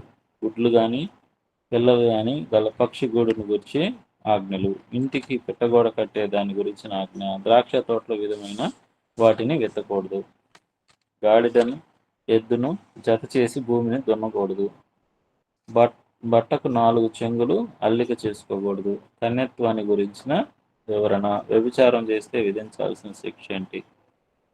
కన్యక వ్యభిచారం చేస్తే విధించాల్సిన శిక్ష గురించి, ఘోరమైనటువంటి పాపాన్ని గురించి 25వ వచనంలో చెప్పడం మనం చూస్తాం. తర్వాత 23వ అధ్యాయంలో యెహోవా సమాజంలో చేరకూడని వాళ్ళు ఎవరెవరు అనేటువంటి వివరణ ఇవ్వడం జరిగింది. తర్వాత యెహోవా సమాజంలో చేరదగిన వాళ్ళు ఎవరు అనేది వివరణ ఇవ్వబడింది. యుద్ధమునకు వెళ్ళిన సేన దుష్కార్యం చేయకూడదు. పాలెం యొక్క పరిశుద్ధతను గురించి, తప్పించుకొచ్చినటువంటి దాసుడి గురించి, ఇశ్రాయేలీయుల్లో వేశ్యలు అసలు ఉండకూడదు, సహోదరునికి వడ్డీకి ఇవ్వకూడదు, మొక్కుబడులు గూర్చి, పొరుగువాని ద్రాక్ష పండ్లు తినొచ్చు కానీ వాటిని పాత్రలో వేసుకోకూడదు అనేటువంటి ఆజ్ఞలు 23వ అధ్యాయంలో ఉన్నాయి. 24లో పరిత్యాగ పత్రిక గురించి, కొత్తగా పెండ్లైన వారి గురించి, తాకట్టు గురించి, సహోదరు దొంగిలించిన దాన్ని గురించిన ఇవ్వాల్సినటువంటి శిక్ష ఏంటి, కుష్ఠరోగానికి సంబంధించి, తాకట్టు వస్తువు గురించి, ఏనాటి కూలి ఆనాడే ఇయ్యాలి అనేటువంటి కూలీలకు సంబంధించి, కుమారుల దోషాన్ని బట్టి తండ్రులకు మరణ శిక్ష విధించకూడదు, న్యాయాన్ని తప్పి తీర్పు తీర్చకూడదు, పొలంలో మర్చిపోయిన పనను తెచ్చుకోకూడదు, పరిగెను ఏరుకన విడిచిపెట్టాలి. పరిగె ఎందుకు విడిచిపెట్టాలి? ఎందుకంటే పేదవారికి దాన్ని వదలాలని దేవుడు కోరుకుంటాడు అన్నమాట. సో 25వ అధ్యాయంలో నరునికి శిక్ష విధించేదాని గురించి, నూడ్చెడి ఎద్దుకు మూతి చిక్క పెట్టకూడదు. ఇది కూడా అపోస్తులైన పౌలు గారు కొరింథీ పత్రికలో దీన్ని కోట్ చేయడం మనం చూస్తాం. దేవర ధర్మాల గురించి, పోట్లాడుకోవడం దాని గురించి, వేరువేరు తూనికరాళ్ళు వాటి గురించి, అమాలేకీయులకు చేయవలసిన దాని గురించి ఈ అధ్యాయంలో ఉంది. 26వ అధ్యాయం ప్రథమ ఫలాల ఎలాగా అర్పించాలి, 10వ భాగం సమర్పించే దాని గురించి, ఇశ్రాయేలీయులు దేవుని ప్రతిష్ఠిత జనం అని చెప్పేదాని గురించి ఈ అధ్యాయం ఖర్చు పెట్టబడింది. 27లో ఏబాలు కొండ మీద ఆజ్ఞలు కొండ మీద రాయడం ఎందుకు అంటే వాళ్ళు ఇంకా నేర్చుకోవాలన్నమాట. అందుకోసం వాటిని సున్నం పూయాలి, వాటి మీద సున్నం పూయాలి అని చెప్తున్నాడు అనమాట 4వ వచనంలో. సో దాని గురించి ఉంది. తర్వాత ఇశ్రాయేలు ఆజ్ఞలను గైకొనమని హెచ్చరిక చేస్తూ ఉన్నాడు. సో అంటే ఏ విధం చేతనైనా వాళ్ళు అక్కడికి వెళ్ళే లోపల వాళ్ళ మనసులో సాధ్యమైనంత ఆజ్ఞలు పెట్టాలన్నది మోషే గారి యొక్క గురిగా మనం చూస్తున్నాం. కానానికి వెళ్ళిన తర్వాత దేవునితో చేయవలసినటువంటి నిబంధన ఏంటి అనేది అందులో మనం చూస్తాం. 28వ అధ్యాయం ఇక్కడ కొంచెం కీలకంగా మనం చూడాలి. ఈ 27లో కూడా ఎవరు శాపగ్రస్తులు అని వాళ్ళు చదివి చెప్తుండేటప్పుడు అందరూ ఆమేన్ అనాలని 17వ వచనం నుంచి లేక 15వ వచనం నుంచి వాళ్ళ చేతే పలికిస్తాడు అనమాట దేవుడు. 28లో కీలకం. ఈ అధ్యాయాన్ని మీరు ప్రతిదీ కూడా రాసి పెట్టుకుంటే అంటే మీకు తర్వాత చరిత్రలు ఇవన్నీ కూడా వస్తాయి. అంటే దేవుని తప్పేం లేదు ఇక్కడ, దేవుడు న్యాయంగా ప్రవర్తిస్తున్నాడు అనే విషయం మనకు అర్థమవుతాయి తర్వాత చరిత్రలో. ఫస్ట్ పాయింట్ ఏంటంటే 28వ అధ్యాయం 1వ వచనంలో, నీవు నీ దేవుడైన యెహోవా మాట శ్రద్ధగా విని ఆయన ఆజ్ఞల్ని కనుక గైకొంటే, ఆయన ఆజ్ఞలు గైకొంటే ఏం జరుగుతుందో మొత్తం పెద్ద లిస్ట్ ఇచ్చాడు అనమాట దేవుడు వాళ్ళకి. అయితే 15వ వచనం నుంచి, నేడు నేను నీకు ఆజ్ఞాపించు ఆయన సమస్తమైన ఆజ్ఞలను కట్టలను అనుసరించి నడుచుకొనవలనని నీ దేవుడైన యెహోవా సెలవిచ్చిన మాట వినని ఎడల, వినకపోతే ఏం జరుగుతుంది? ఇప్పుడు ఒక నిబంధన అంటే ఎలా ఉంటుంది అంటే,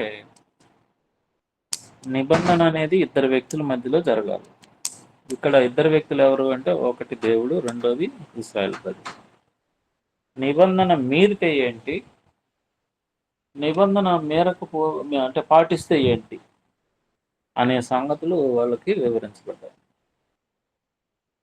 ఏం జరుగుతుంది అనేది పంటలు టైంకి పండుతాయి వింటే. వినకపోతే మీకు ఆకాశము వెండిలాగా అవుతుంది, అంటే వర్షాలు పడి మీ శత్రువులు మీ మీదకి దాడి చేస్తారు, వ్యాధులు వస్తాయి, ఆకలి దప్పులు పడతారు, శత్రువులు మీ మీద దాడి చేస్తారు. ఎన్నో ఉన్నాయన్నమాట. ఇవన్నీ వాళ్ళ జీవితాల్లో జరుగుతాయి అన్నమాట. మీరు బాగా గమనిస్తే నిబంధన మీరడం వల్ల వచ్చిన సమస్యలు అన్నమాట ఇవన్నీ కూడా.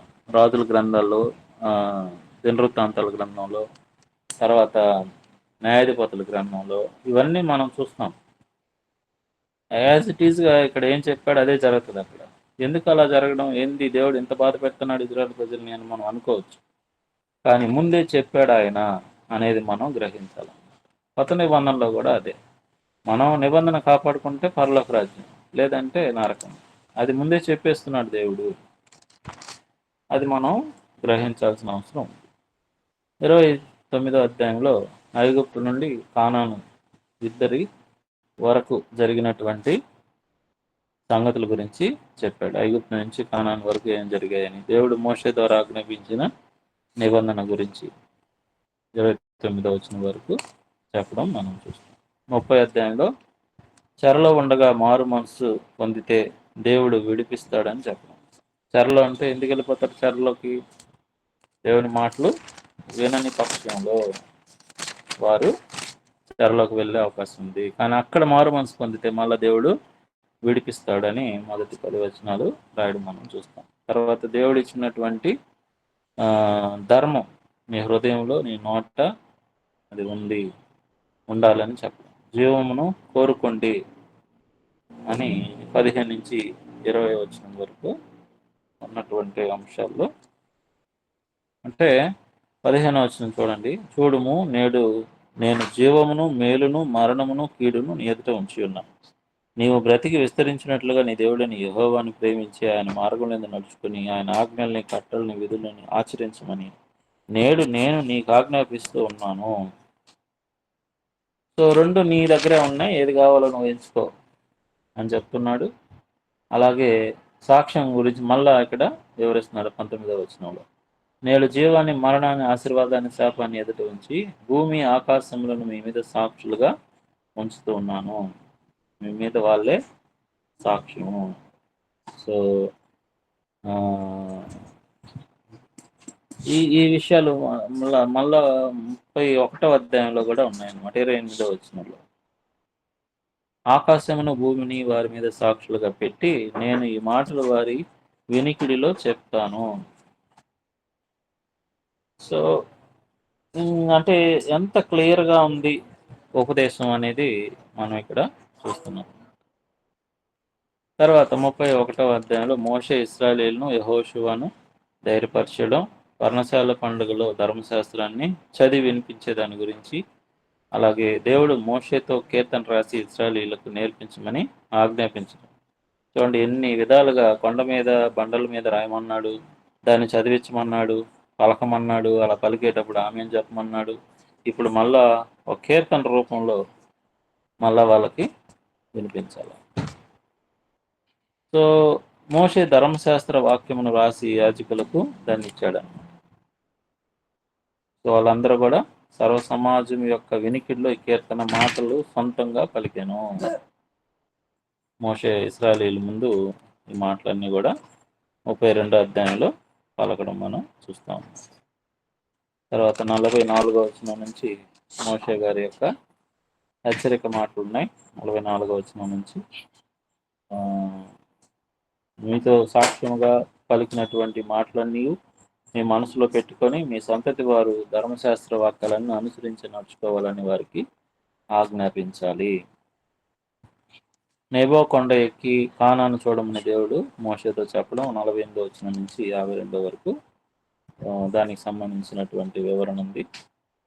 అలాగే 33వ అధ్యాయం మోషే ఇశ్రాయేలీయులను దీవించడాన్ని గురించి, ఇందులో ఏ విధంగా ఆయన దీవించాడు అనేది రూబేను, యూదా గూర్చి, ఎఫ్రాయిం గూర్చి, ప్రతి గోత్రాన్ని గురించినటువంటి దీవెన అక్కడ ఇవ్వబడింది. సో 34వ వచనంలో మోషే గారి యొక్క మరణం. మోషే గారు అక్కడ చనిపోవడము, దానికి సంబంధించినటువంటి వివరణ అంతా కూడా అందులో ఇవ్వబడింది. సో మోషే గారి యొక్క మరణం, మోషే గారు చూడండి మోయాబు దేశంలో మృతి పొందిన బెత్పయోరు ఎదుటిన్న మోయాబు దేశంలో ఉన్న లోయలో అతడు పాతి పెట్టబడ్డాడు. అతని సమాధి ఎక్కడున్నదో నేటి వరకు తెలియదు అని ఉంది 6వ వచనంలో. ఎందుకు తెలియపరచలేదు దేవుడు మోషే యొక్క సమాధిని ఇశ్రాయేల్ ప్రజలకు ఎందుకు అందుబాటులోకి తీసుకురాలేదు? చెప్తారండి ఎవరైనా? మళ్ళీ ఆయనను కూడా పూజిస్తారేమోనని. ఆయన్ని దేవుడిగా కొలిచేస్తారు ఇప్పుడు వాళ్ళు. కాబట్టి అలాంటి పరిస్థితిని రాకుండా దేవుడు ముందుగానే ఇలాంటి జాగ్రత్త తీసుకున్నాడు. అయితే మోషే శరీరాన్ని గురించి ఒక వాదం జరిగిందని యోధా పత్రికలో మనకి రాయబడి ఉంటుంది.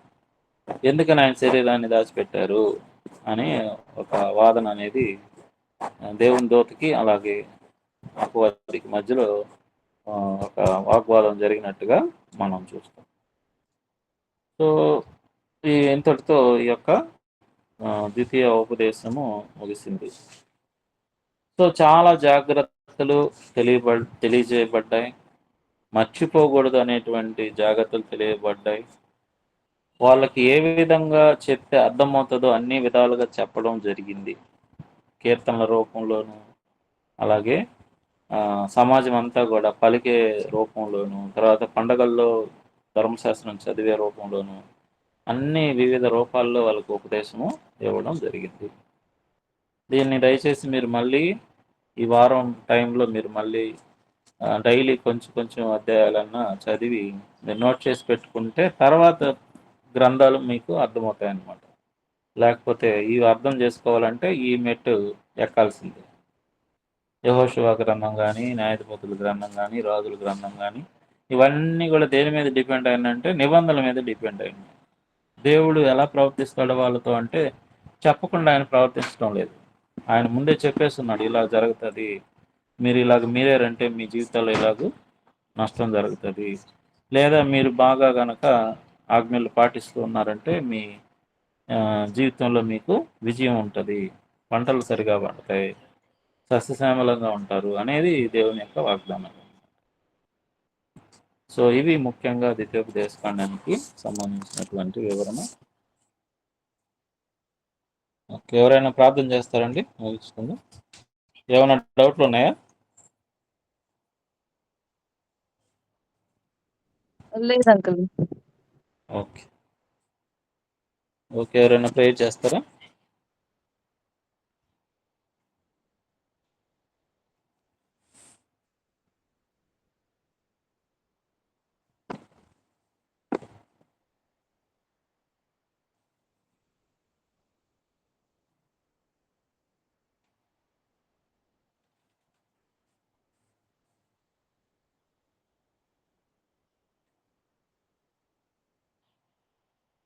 కొండయ్య గారు